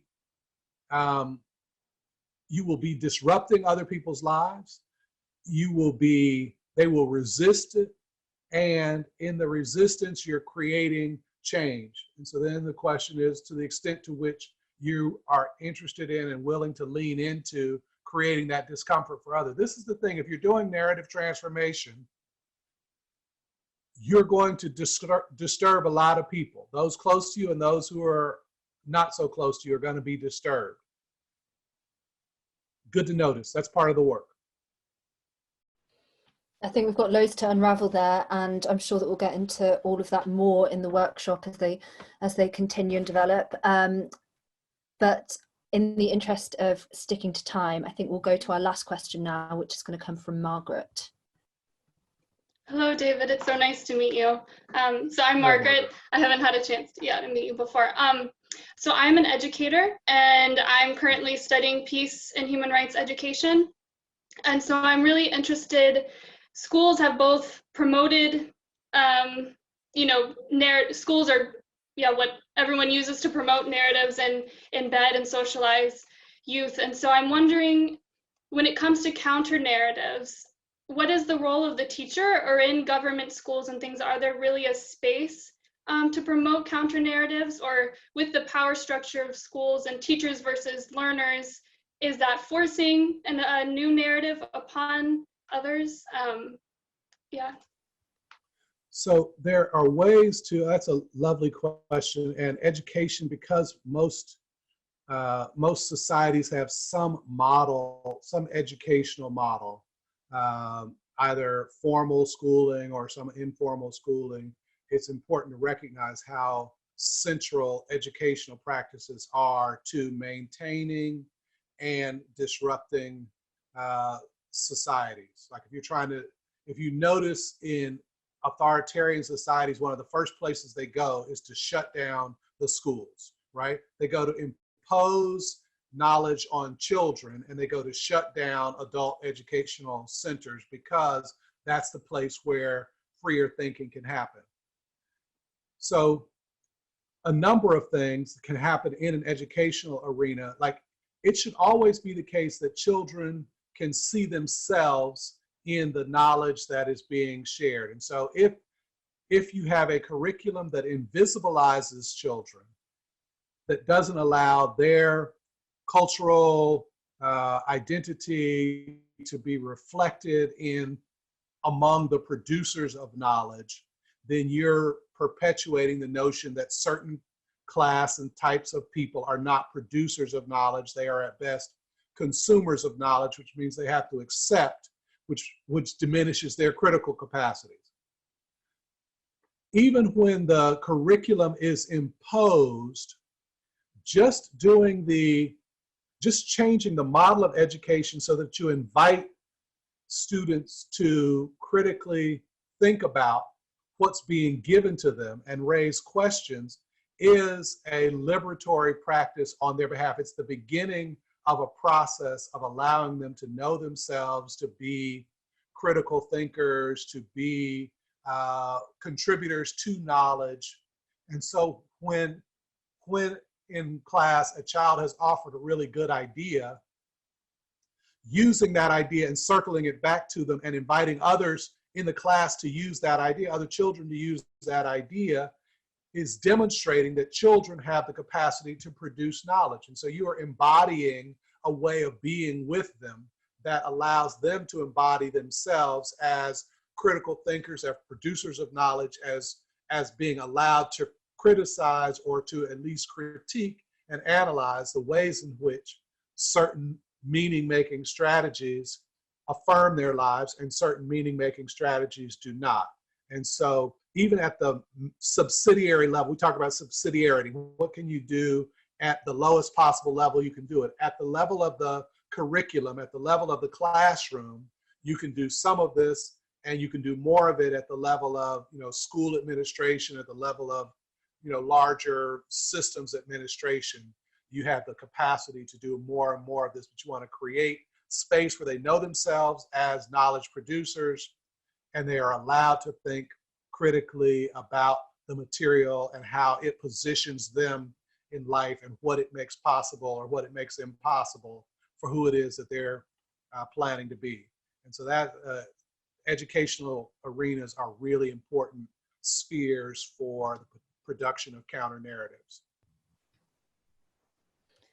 Thank you, David. Now we're coming to the end of today's discussion, and it's been great to get a preview of the workshop that David will be hosting. So in a moment, I'm going to ask you, David, to summarize what we can expect over the next few weeks. We'll have another streaming of this video and another Q&A at 7:30 p.m. EST, and then the actual class begins next week on Wednesday. But before I hand over to David to close, I'd like to thank you all for all your questions and for engaging with this, and of course to thank our wonderful Facebook Live audience as well. And thank you, David. I think you've got us all really excited for the coming workshop. And thank you for answering all of our questions. I'm sure that there'll be much more room for discussion and for digging deeper into these issues in the coming workshop. So take it away, tell us what we can expect. So I'd like to think about things in a nested theory. So the individual exists inside of relationships, exists inside of communities and organizations and societies and national societies. And so as we move, so we're going to look at narrative in a nested way and transforming narratives in a nested way. And we'll start with some individual, something close to us that we can see, individual and relational narratives and how those shape our lives and how we can transform those. And then we'll repeat, wash, rinse, repeat, and we'll do it again at a slightly larger level, at a communal level or regional level. Where do we notice the narratives, and then where are they impacting and shaping us, and what are some patterns, practices that we can adopt to begin to shift them at that level. And then we'll talk kind of macro meta narratives. And so micro and the closer in narratives are things that we can transform in short order. Then meso are they take a little longer, but there are certain practices we can begin to adopt and ways that can begin to introduce narrative change, narrative transformation. And then the meta narratives takes longer, but we'll play with those as well. And the expectation is that we'll do some theory and a lot of practice, and hopefully something will happen that will spark a way of being in your life that causes you to go forth participating in narrative change. Thank you so much for that, David, and thank you everyone for being part of this. All right. Thank you all. So we're going to take some questions now based on that very comprehensive introduction. It was, I was sort of thinking, you know, normally you go to a webinar and you're expecting just a taste because all the content's going to be in the actual workshop. I feel like I've learnt quite a lot already, so that I really appreciate that. Thank you for sharing. And so this is the first clue about the workshop. That was an introduction. That gives you a sense how much more is going to happen in 3 sessions. That is an introduction. That's just a taste of what we're up to. So yeah. Wow. Yeah, it's going to be fantastic. I'm really looking forward to it for sure. Yeah. So I might actually just kick off with a question that I had while watching, and also sort of in the context of the last, certainly the last few years, but especially this year in the context of Black Lives Matter and this concept of defunding the police that's been mentioned a bit. I'm just wondering, you did talk about, and I really like the way that you put it, that we can't just change the system to change the system, and that we do have to address the narratives that are behind both the legacy and the aftermath. And the aftermath being the institutions that are built on the legacies, as I understand it. I'm sort of wondering, you know, people talk about, can we reform the system, or do we have to just smash it to pieces and start all over again? I'm wondering, how would you address an institution such as the police, because it's forged in trauma, in effect, for a lot of people. It was started, I believe, especially in the South, as a form of slave patrol, and now continues in its current iteration. Is that something that we can reform? Would we have to completely destroy it and start again? And how do we go about changing the narrative behind an institution like that? So the police are a really good example, because policing as a concept really just means ensuring that the values of the community are being upheld. That's what policing means, right? It's that ensuring that the values of the community are being upheld. There are some communities that are so self-contained that they police themselves. We talk about them policing themselves in the United States, and in other parts of the world, but the very Orthodox Jewish community, or some other like Mennonite and Anabaptist communities that are isolated, they police themselves. They make sure that their values are being upheld. What has happened is that the police as a force, it emerged, like you said, one of the strands of policing in the United States, at least, emerged from slave patrols. And the entire intention of the police was to constrain freedom-seeking behaviors of recently emancipated Africans. The other part of policing in the United States, at least, emerged from private wealthy citizens hiring and arming vigilantes to protect their property, which is why what you see now is that the two impulses of the police are to prioritize property over people and to constrain the freedom-seeking behavior of particularly of Africans, but also of immigrants, of those who aren't supposed to belong in some way, constraining their freedom-seeking behaviors. And so we would have to change the understanding, or restore the understanding of what it means to do policing. And so community policing shouldn't be that people who are armed are just closer walking a beat. It means that communities get to police themselves. And so then one way to begin reformulating the notion of police is to change police force, or separate police force and police service. Police service, how do we create the institutions or the institutional practices that support community values. Communities have a value which says that if somebody has a mental health issue, you give them therapy or support. If somebody has a substance abuse issue, you treat them as though they have a disease. You don't treat them with force and lethal weaponry. And so how do we separate when force is necessary from when service is required? That's the beginning of deconstructing. And because at least the United States is the most carcerally informed institution. Our first instinct is to marginalize and isolate. And it's because we have a mix. Many societies have one or the other. They either are primarily settler colonialist or they're franchise colonialist countries. If you're a franchise colonialist country, you need the bodies because your intention is to extract the wealth of the country. So you need people to work the land, to extract the minerals, to do those kinds of things. So you're a franchise colonial. If you're settler colonial, you don't want the bodies because you want to take over and occupy the land itself, right? But when you're a mix, this crazy mix of settler colonial and franchise colonial, you need the bodies, but you need them to be contained. And so we have become the most carceral institution because you've got this competing mix of we don't want the bodies, but we need the bodies.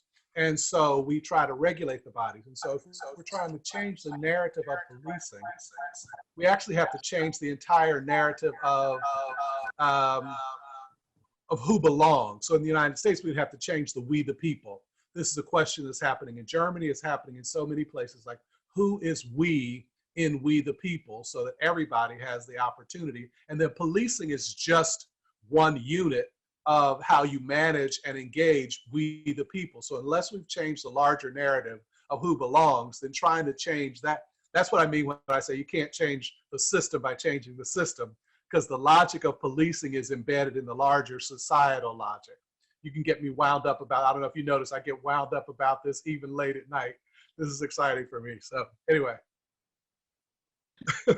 Thank you so much for that. That makes a lot of sense. And even to somebody who is obviously very much still learning about the context, the American context, actually all contexts really. So I really appreciate your perspective on that. I might just go to our the audience for some questions, and we actually have one from Heather.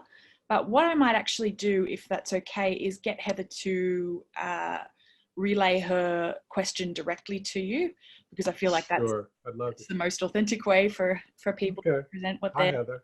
Hi, David. How are you? Good to see you. Good to see you.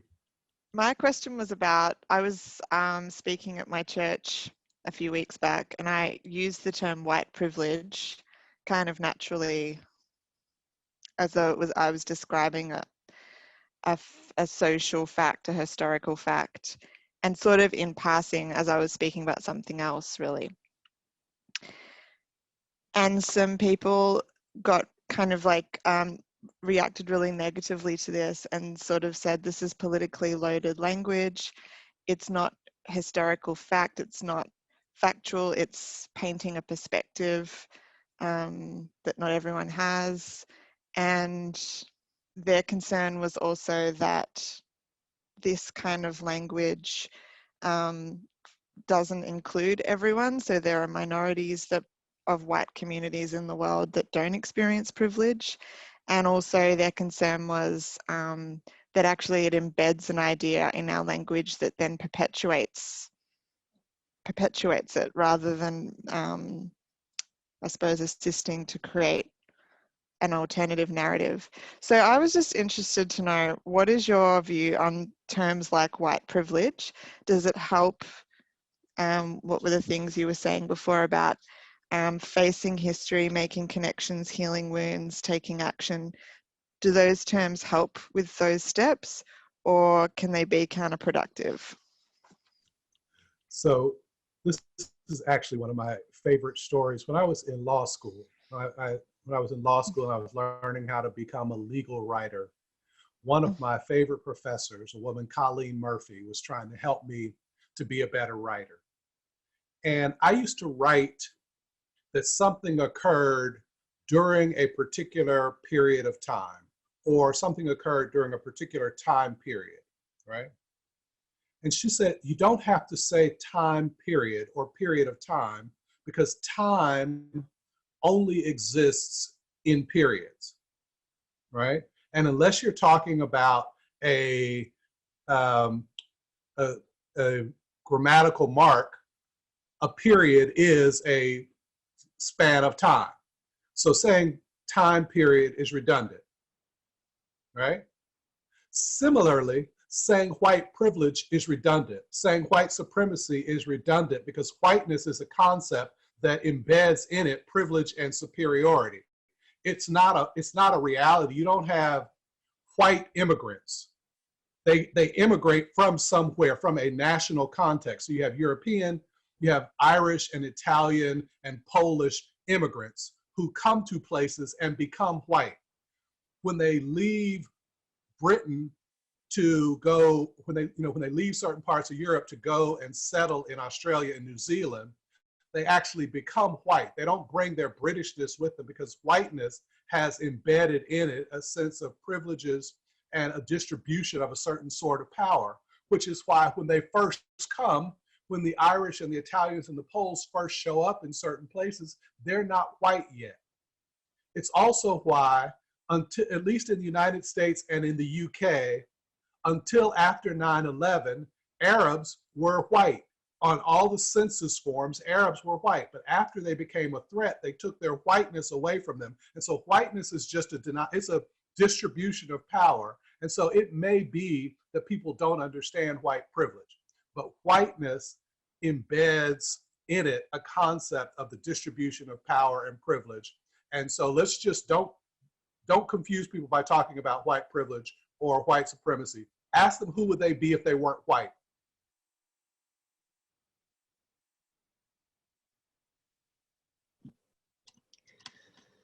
Thanks for that, David and Heather. That was a really interesting question, and I would not have thought of it that way in terms of becoming white once one enters a new context.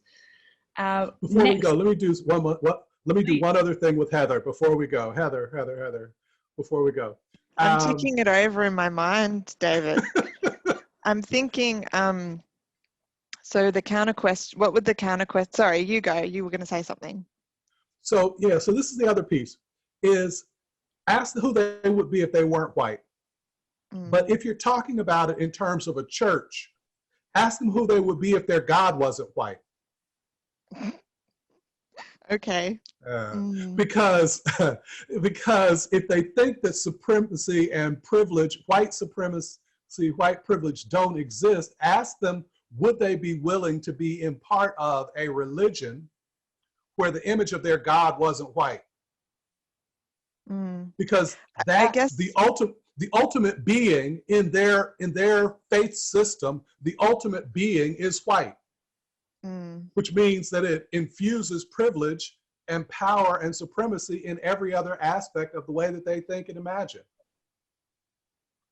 Yeah, I don't know that if they were here, I'm representing them, but I don't know they would disagree that white privilege exists at all. I think they would say the terminology doesn't help the conversation. Just don't talk about it. Right, yeah. Well, that's what I was wanting to ask you. And I guess Australians are really, one thing I've noticed is culturally different with Australians and Americans, is that Australians like to always use language that speaks in the positive. So we speak to what we want to be, not necessarily what we are.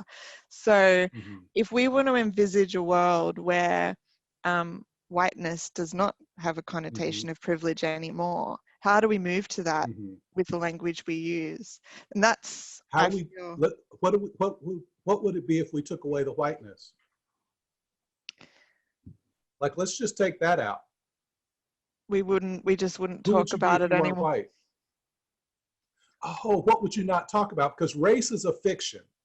So if race is a fiction, and it is a construct that is used particularly in societies where image is valued. And so if you can, so we distribute power and value based on how people look. So that what I know is that in Brazil, I'm not black, I'm moreno. In Colombia, I'm moreno, mestizo possibly. In South Africa before apartheid fell, because I had a US passport, I could either be black or I could be colored or I could be honorary white, and each of those distributed power and privileges. And so what we want to do by using glossy language is try to look over the power and privilege distribution and imagine that we aren't participating in sustaining the hierarchies. And we try to use language that allows us to avoid our role and responsibility in perpetuating the kinds of hierarchies that we say that we would otherwise not align with, or we like to believe that they have naturally emerged. They are either God ordained or just the way that the world has evolved, and so we are superior by the nature of evolution. I will remember, though, to be nice when I come to Australia. I'll remember to speak more in more circumspect tones and more nuanced ways. I won't be so direct in this conversation. I should probably leave it so someone else can ask a question, but I guess what I hear you saying is that it is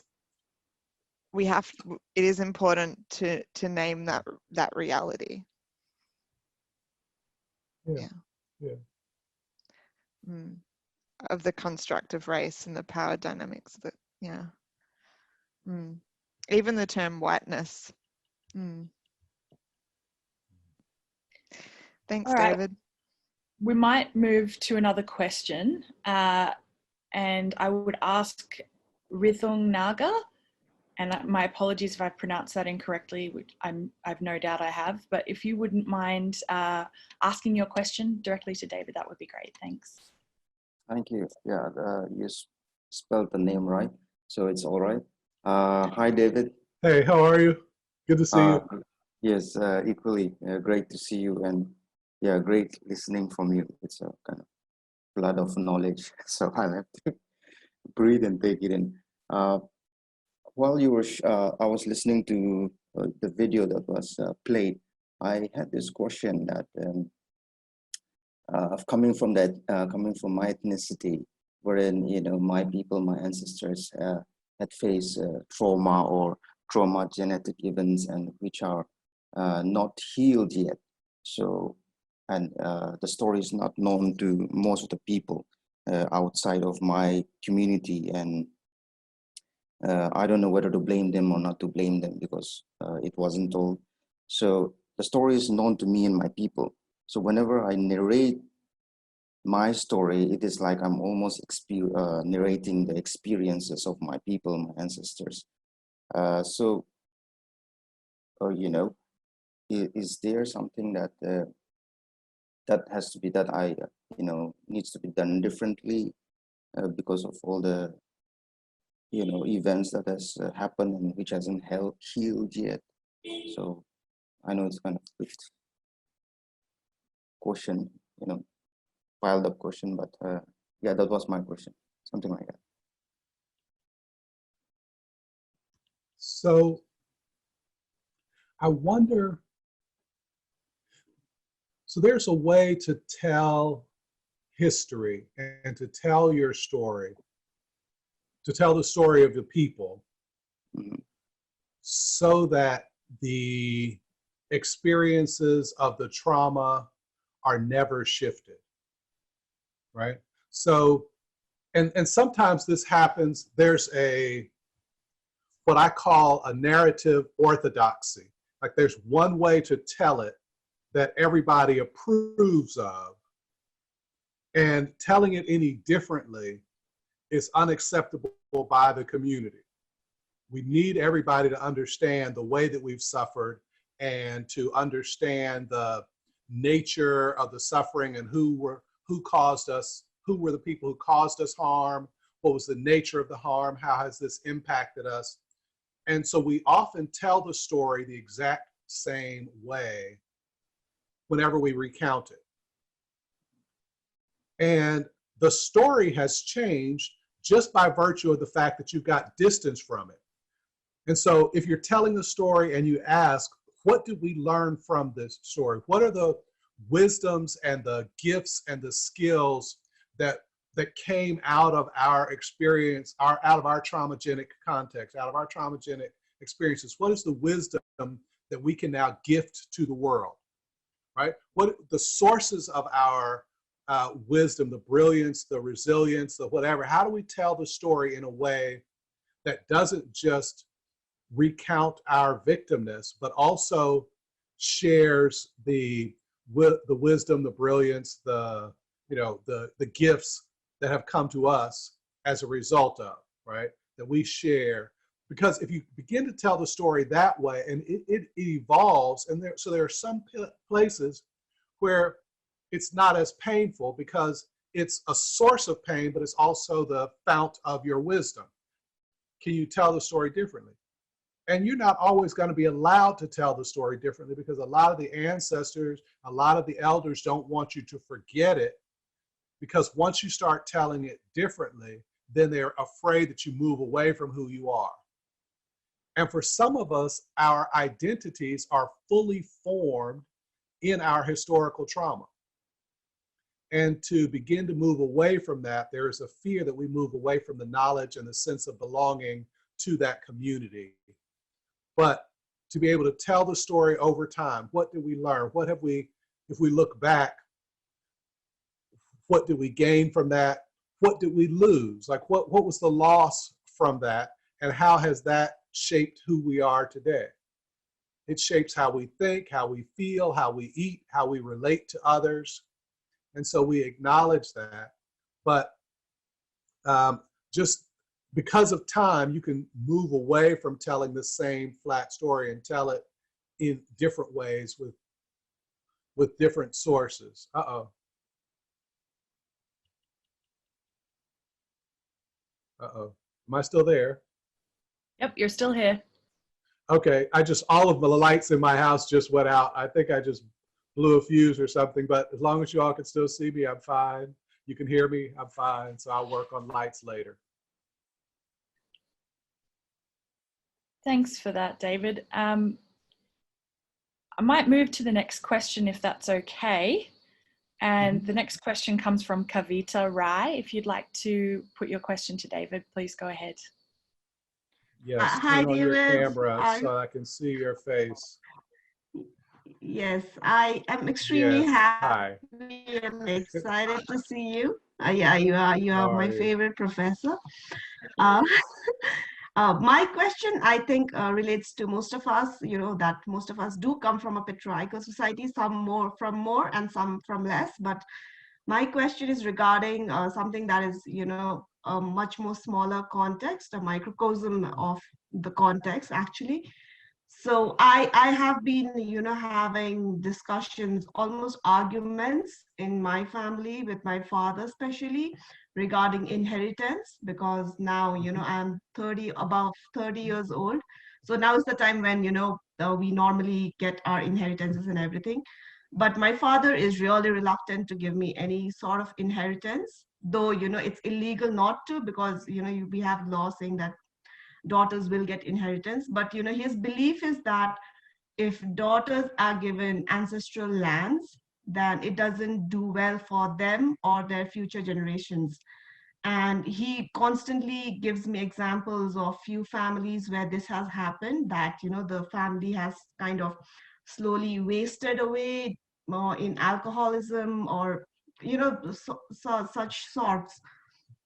So it is really difficult. I think, because of this mentality, I kind of am rebelling, saying that I don't want to get married. I can be the son of the family. I can take care of my parents. I can take care of you. So it is kind of affecting the identity I have. So, how do you go about changing narratives when it comes to family? Yeah, families are some of the hardest narratives to change, because most of what they believe And most of what they share with you, whether they share something that they understand to be reality or not, whether it's true or not, parents will do things because they love you, right? And they love you in the way that they love you, which is to say that they fear that the way that the culture is set up, you will suffer, or they will protect you from certain things. And because of your girlness, and because of your singleness, and because of the society, maybe if we do these things that you want, it's going to eventually be bad for you. And so they learned that, not because they experienced it, but because they were told it, and they were told it, and they were told it. And so it gets passed down. And by the second or third or fourth time it's gotten passed down, it's actually just the truth. It's the only way to think about how things are. And so you have to invite them to consider other ways to love you, right? To give you the space to flourish, to give you the space to allow them to be proud, to be part of the foundation that actually begins to change the community, not just for you, but for the young girls that you work with, and the young girls who are looking up to you, and those who are coming behind you. They need to also know that this is possible. And so your parents need to give you permission to change the world, right?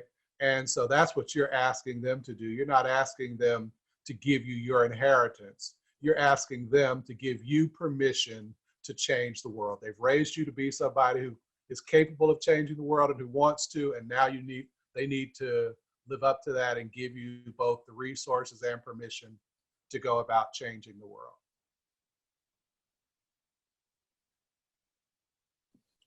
Thanks so much for that. Next question is from actually from the Facebook Live group, from Khalil El Mazri, and he asks, how do we challenge narratives embedded in sacred texts in religious societies?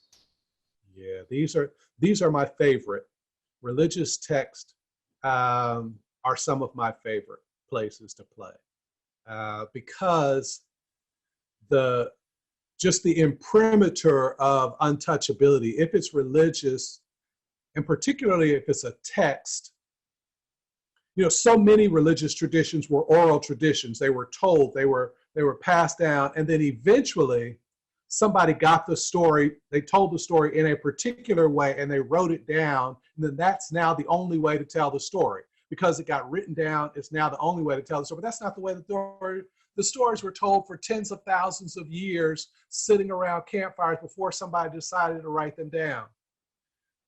But embedded in most sacred text, there is an undergirding value that says that the divine context, the divine experience of your life is to fully utilize your gifts, to fully flourish on behalf of the world, and sometimes they say even to glorify the divine, right? Like your gifting, you fully living into your gifting is a way to glorify the divine. The texts that we are usually trying to challenge are texts that are interpreted in ways that diminish your character or diminish the possibility of your full flourishing just by virtue of who you are. Because you're a girl, you're supposed to be silent. Because you're a certain kind of ethnicity, you're supposed to accept, you know, you're born into a certain caste or a certain class, you're supposed to accept a certain diminished life and not fully utilize your gifting, even though the underlying narrative of the divine text, the underlying urge is for your full gifting for the glory of the divine. And so how then do we understand and reinterpret, and we read everything through a lens that says that this has to be understood as a way of glorifying the divine? And I will say this, and not everybody appreciates this, and you all don't stone me for saying this. Everything that's written in a religious text may be true. It's not the truth, but it may be true. But not everything that's written in a religious text is for the upbuilding and the glorification of God. There are some examples, or the glorification of the divine. There are some examples written in religious texts that are problematic even for the people who are reading and studying those religious texts, and everybody knows it. Like you can't, one of the great Hebrew stories of the Hebrew children that walk around and walk around and walk around, the walls of the town fall down, and they go in and they kill everything, you know, the people and the animals and everything, and everybody knows that genocide can't be of God. It just, you know, there's nothing that can align those two. So we only look at the glory part, that, you know, God did the glory part and delivered, but we don't look at the genocide part. Everything that's in the text isn't for the upbuilding of a beloved community in which everybody can fully flourish. And so, you know, and there may be some religious traditions or religious texts that are designed to say not everybody's supposed to fully flourish. You all are chosen, you get to flourish. You all are not chosen, you get to be diminished. Then we got to think about how you wrestle with those texts, because that's a whole different ballgame. Definitely. That sounds to me like that's an entire other workshop in its own right. An entire other workshop on its very own. Maybe a whole university, like actually probably degree when we're being about it. Like, that one's a deep one. So we might actually move on now to Amos Izarimana's question. Amos, if you wouldn't mind asking David. Yes, hello, David. Hey, Amos. Thank you so much for this opportunity. It's absolutely a privilege and an honor to hear from you this evening. My question, it comes more from a post-conflict context. And I was listening to you talk about, you know, healing wounds. And I'm of the opinion that healing is intentional. There has to be some sort of intentionality from yourself to want to heal. And so my question is around narratives that are created after conflict in order to prevent, you know, further conflict, so to keep the peace. And in some contexts, some of these narratives tend to turn into sort of intergenerational traumas, which create even more harm, you know, instead of the peace that it was created to keep. So how do you transform those narratives when you have sort of different intricate pieces that you have to tackle at the same time? Yeah, so, you know, one of the things that we try to do sometimes when people are creating narratives in post-conflict settings, they are so committed to harmony and reconciliation and so much want to avoid the future of a possible conflict that they will sacrifice justice, right? And if you haven't built some form of justice, not revenge, not punishment, but some form of accountability, some opportunity for restoration, creating a context where people can experience their full capabilities. If you haven't done that, then the narrative is more repressive, and it will result in multi-generational transmission of trauma, and it becomes an identity that's repressed and contained. And if your identity is such that it can't be fully expressed or fully manifested, and then you pass it on, it keeps getting more and more compressed and more compressed, so that multiple generations, even those that didn't experience the initial traumagenic conditions, will experience the result. They will perform the trauma. You know, we look at this, Amos, I think, you know, we look at this in Rwanda and Burundi, we look at this in South Africa, we look at this in Northern Ireland, in places where 25 years later, people have, it's post-apartheid, it's post-genocide, it's, you know, post-troubles, but the young people whose parents weren't born during the troubles, whose parents were born after apartheid, whose parents were born after, you know, the genocide, and yet they still carry it because it was the identity that was passed. And so how then do we begin to tell?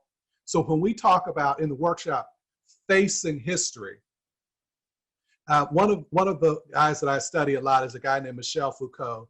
And Foucault often says, he's quoted often as saying, knowledge is power. What he actually says is knowledge is the manifestation of power. So when there are multiple interpretations, power determines which of those interpretations gets given the imprimatur, the stamp of truth, and gets passed on as the history, as the reality, gets embedded in our history books and in our stories and in our folklore. But there are other ways of thinking about it that create a different context for being. In the webinar, part of what I was saying was that stories and narratives distribute social power. And so the narratives that force a particular kind of identity, that don't open up the space, they are distributing a certain kind of social power. And so part of the way you challenge it is by incorporating, not by excluding, but by incorporating other pieces of the history and requiring a thicker description of what has happened and a thicker description of what is now, because the thicker the description, the more complicated it has to be, which means it can't be simple, straight lines and simple answers. And it's in the complexity that, and even in chaos, that new things can emerge, right? And so that's what you're trying to do, is thicken the description and identify those outlier experiences, and then having to restate narratives to incorporate those just opens up more space. If I may add a follow-up, and I'm sure you probably will talk about this during the seminar, but you were just talking about, you know, power and sort of the social constructs that get created, you know, as you are transforming or challenging narratives. But I want to stick more to the intentionality, whereas that incorporation is not possible because those people in power or whatever is in power in that context does not allow for any incorporation. How do you address that part? Well, so there's public narrative. Like, even if you can't go and stand on the public square and tell a different narrative, doesn't require that you only tell to yourself the different, more nuanced narrative, right? So there, absolutely, people in power have a particular narrative that supports the power regime, the regime that's in power at the time. Every chance you have, even for yourself, to notice what doesn't fit inside of that narrative, it's helpful. It's a practice. It habituates you to not fully embracing that other narrative, because over time, if you've told yourself that I can't tell a different narrative because this is what they say, eventually you will tell yourself their narrative and you won't question it. And so how do you create spaces where you give yourself permission, if nowhere else, as long as you have permission for yourself to hear and to tell a different narrative, then there's always the space in which that new narrative can emerge. And so sometimes it's just keeping an ember of a new narrative alive until there's a new wind that can blow on it and start it sparking again, right? But you have to have the intentionality to create the space and to be kind of the narrative keeper of the counter narrative, or the counter narrative keeper, until, and it may be that there are just a couple of you, and it may be that it's just you and a few folks that you sit around at dinner with, and a few folks that you know, do other things with, that you all are the keepers of that counter narrative until the winds come and it opens up so that it can be shared more widely. Thank you so much. I look forward to following your seminar. Thanks, Amos. Just going to the chat now, and Colleen actually mentioned that she agrees that race is a fiction, but most people do not accept that. And then we had some comments from Abby talking about Stamped from the Beginning, the brilliant a piece from Ibram X. Kendi, which I'm also reading at the moment, incidentally. And then Danita, thank you very much, gave us a link to that particular book on Amazon. I guess just to sort of segue into that, and this idea of that you've sort of spoken about of the truth versus something being true. You know, not to become a philosophy class of, you know, there are many truths and postmodernism, et cetera, but how do we decide on a true version of history that we can all kind of agree when there's so much denial from dominant groups as to the ills that they've perpetuated, that they've caused in the first place and then perpetuated subsequently? Sure. I'm not sure that we're trying to agree on history. Like if you have two people who go to a movie and after the movie they're talking about what the movie was about, they don't agree on what the movie was about. I mean, I've been in conversations and then sometime later, my friend would come back and say to me, but you said you were going to do this. I was like, what conversation were you in? We weren't even having the same conversation. What are you even talking about? I didn't say that. And so we're not going to have agreements about history in the smallest, most microcosmic ways, right? We're not going to have agreement about history in the larger context because people who are in power only notice certain things. Neuropsychologists tell you that there are 11 million bits of data that you can pay attention to at any given moment. The most conscious person, the monks, the mystics, His Holiness the Dalai Lama, the most conscious of people can only pay attention to about 140 out of 11 million bits of data. This is how you know that's true. You can test this. Normally, you don't concern yourself with how your digestion is working, whether your heart is beating, and things like that. Those are bits of data that are available to you at every given moment. You don't normally have to pay attention to them. But if you can't catch your breath, or if your heart is skipping a beat, or if your stomach is rumbling and having trouble with its digestion, then you can't concentrate on other things because those are the few bits of data that you can pay attention to in the moment. So we can only pay attention to a certain number of bits of data. So in order to manage all the rest of the data, people create knowledge schemes. We create meaning-making schemes. If it looks like this, it means this. If it looks like that, it means that. And so we create these schemes and we don't ever test them out. And in creating a history and crafting a history, they're not crafting a story, they're crafting a narrative that everybody's story is supposed to fit inside of. And just offering a counter narrative allows other stories to be told that can't be told inside of that dominant narrative. They're not telling a dominant history story, they're crafting a dominant narrative, which says that this was done, it was done for your good, it was done, and it was the best that could be done at the moment, right? And that's what we say. And so then anything that sits outside of that becomes unintelligible. We can't even make meaning of stories that don't fit inside of that dominant narrative. So you're always pressing against those dominant narratives and creating alternative narratives where you can take facts that they agree on and other facts, but you're not trying to build a consensus, because as soon as you build a consensus narrative, then you're going to force other people who we haven't included to exclude them.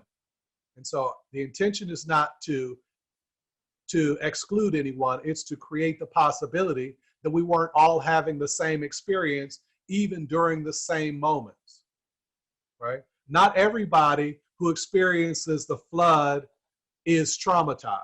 Some people have the wherewithal and the resources and the capacity and have the history so that they aren't traumatized.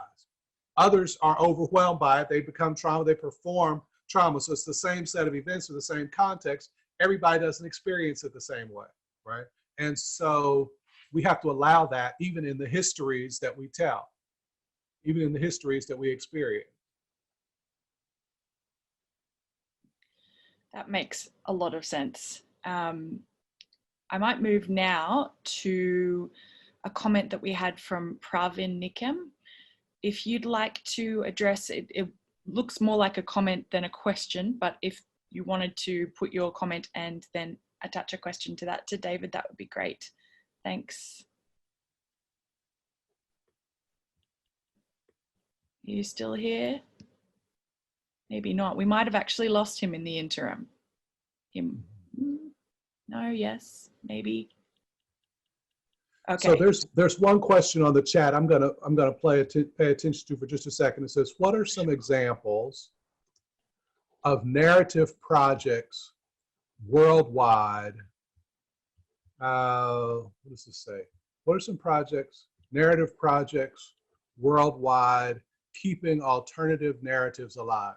So I'll give you one from far history and one from just today, right?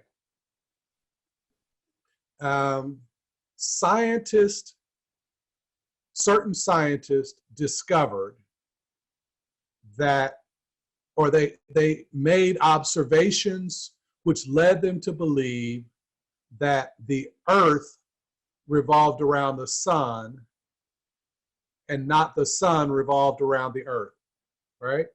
It used to be that people believed that the sun revolved around the Earth.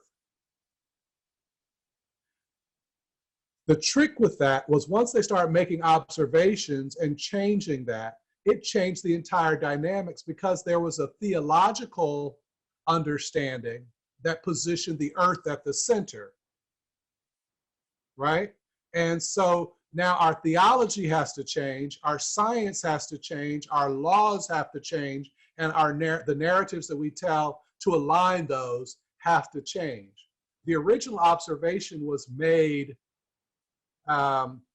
almost 700 years before that became a fact, the kind of observation that was taught to children in schools as part of their socializing understanding of the world. It was 500 years that people had to keep alive this possibility. It was about 800 years that people had to keep alive the possibility that the Earth wasn't flat before people were willing to shift around that.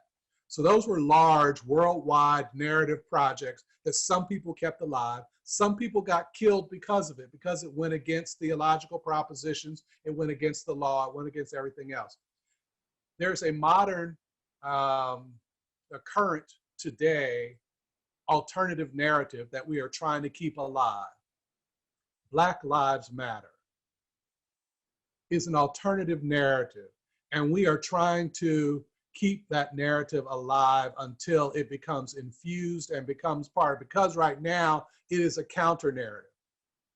And so you have to do things all the time to point out why we have to say it, because right now it's not incorporated in the larger science. It's almost like an extra thought, an afterthought. How do we get it into completely infused in the way that everybody thinks? Because once we get to that, then we can stop dealing with it because everybody knows it, believes it, breathes it. You know, the narrative that girls deserve equal opportunities, that girls, female children, should have equal, fundamentally equitable access to the relationships, resources, structures, testimonial authority that they need to survive and thrive and make a full contribution. That is still a contested narrative. And so every place we go, we try to keep that alive. Most of us on this call think that we're past that, may believe we're past that because we've been able to come up. But we know that in many of the societies that we come from, people still believe that. Girls will have less access to food. Girls will have less access to inheritance. Girls will have less access to education. They will be expected to be married off as opposed to going off and making great scientific contributions, because we don't yet believe that girls are fundamentally equal to boys.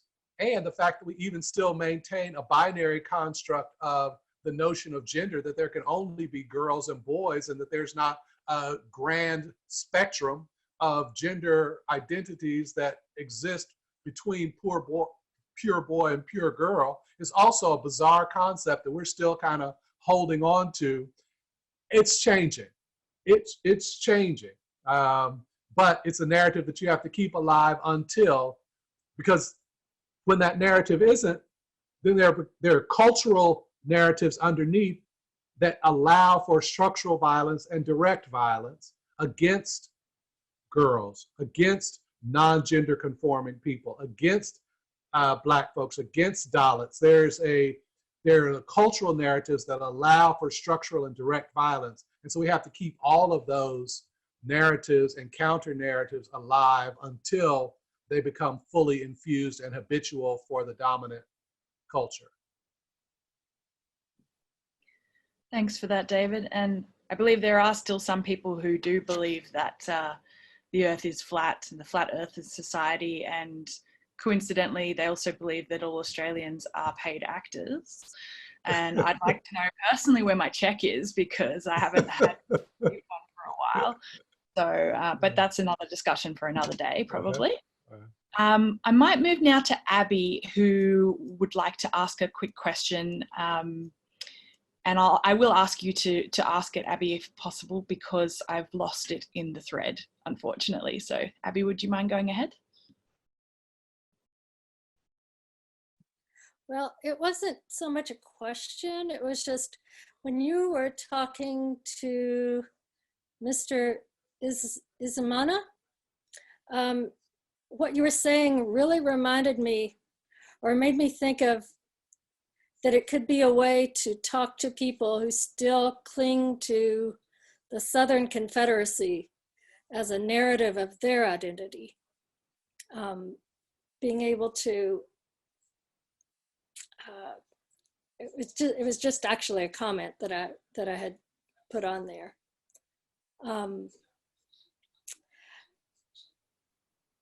People who cling to that identity feel like that is a very important part of their ancestral story that has been passed down and passed down. And so how can we talk to people like that, who cling to that? How can we change that narrative to help them someday be able to embrace Black Lives Matter,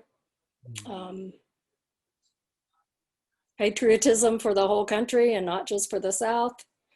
It just, it was just a comment that was. The thing that I got, because I get a chance to work with IofC in Richmond as well, with the Initiatives of Change in Richmond. And so I've gotten a chance to spend a lot of time with at the slave jail and the slave trails and everything like that. And the one thing that it finally hit me, because Richmond, has so many of the Confederate memorials and monuments and things like that, is it strikes me that what has never was allowed to happen for the people who lost in that conflict, there was never an opportunity for them to grieve or to lament the loss of life.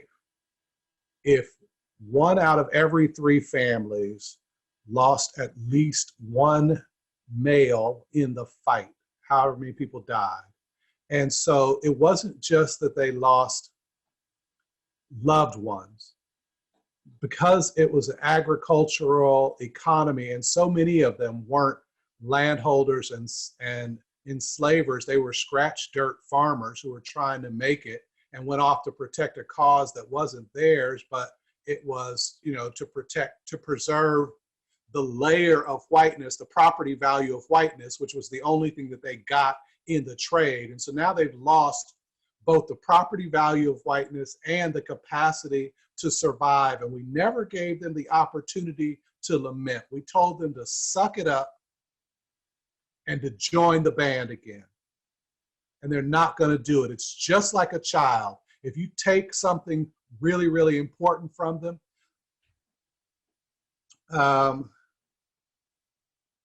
David Rock, this is a slight digression. You all give me permission, slight digression. David Rock is a neuropsychologist. I don't know if you guys know this. I like to read neuropsychologists. He has a model called SCARF, S-C-A-R-F, SCARF, which stands for status, certainty, autonomy, relatedness, and fairness. SCARF. Status, certainty, autonomy, relatedness, fairness. And doing brain scans, one of the things he's able to demonstrate is that having your status diminished lights up the same parts of the brain as if you had a knife to your throat, a gun to your head, or you envision yourself driving over a cliff. Diminished status is life-threatening. It creates a space of precarity. But the thing that's the real twist is it's not even that you have to lower your status. If your identity has been formed in a hierarchy, then if someone comes up, their equality is equally life-threatening. And so what we're watching are people who are clinging to the identity, and it's experiencing it as life-threatening. It is precarity. They were never able to mourn the first deep loss of life, loss of identity, and now we're asking them to do it again without giving them the context or the resources to grieve, to mourn, to lament that loss. And so they won't care how much you know until they know how much you care.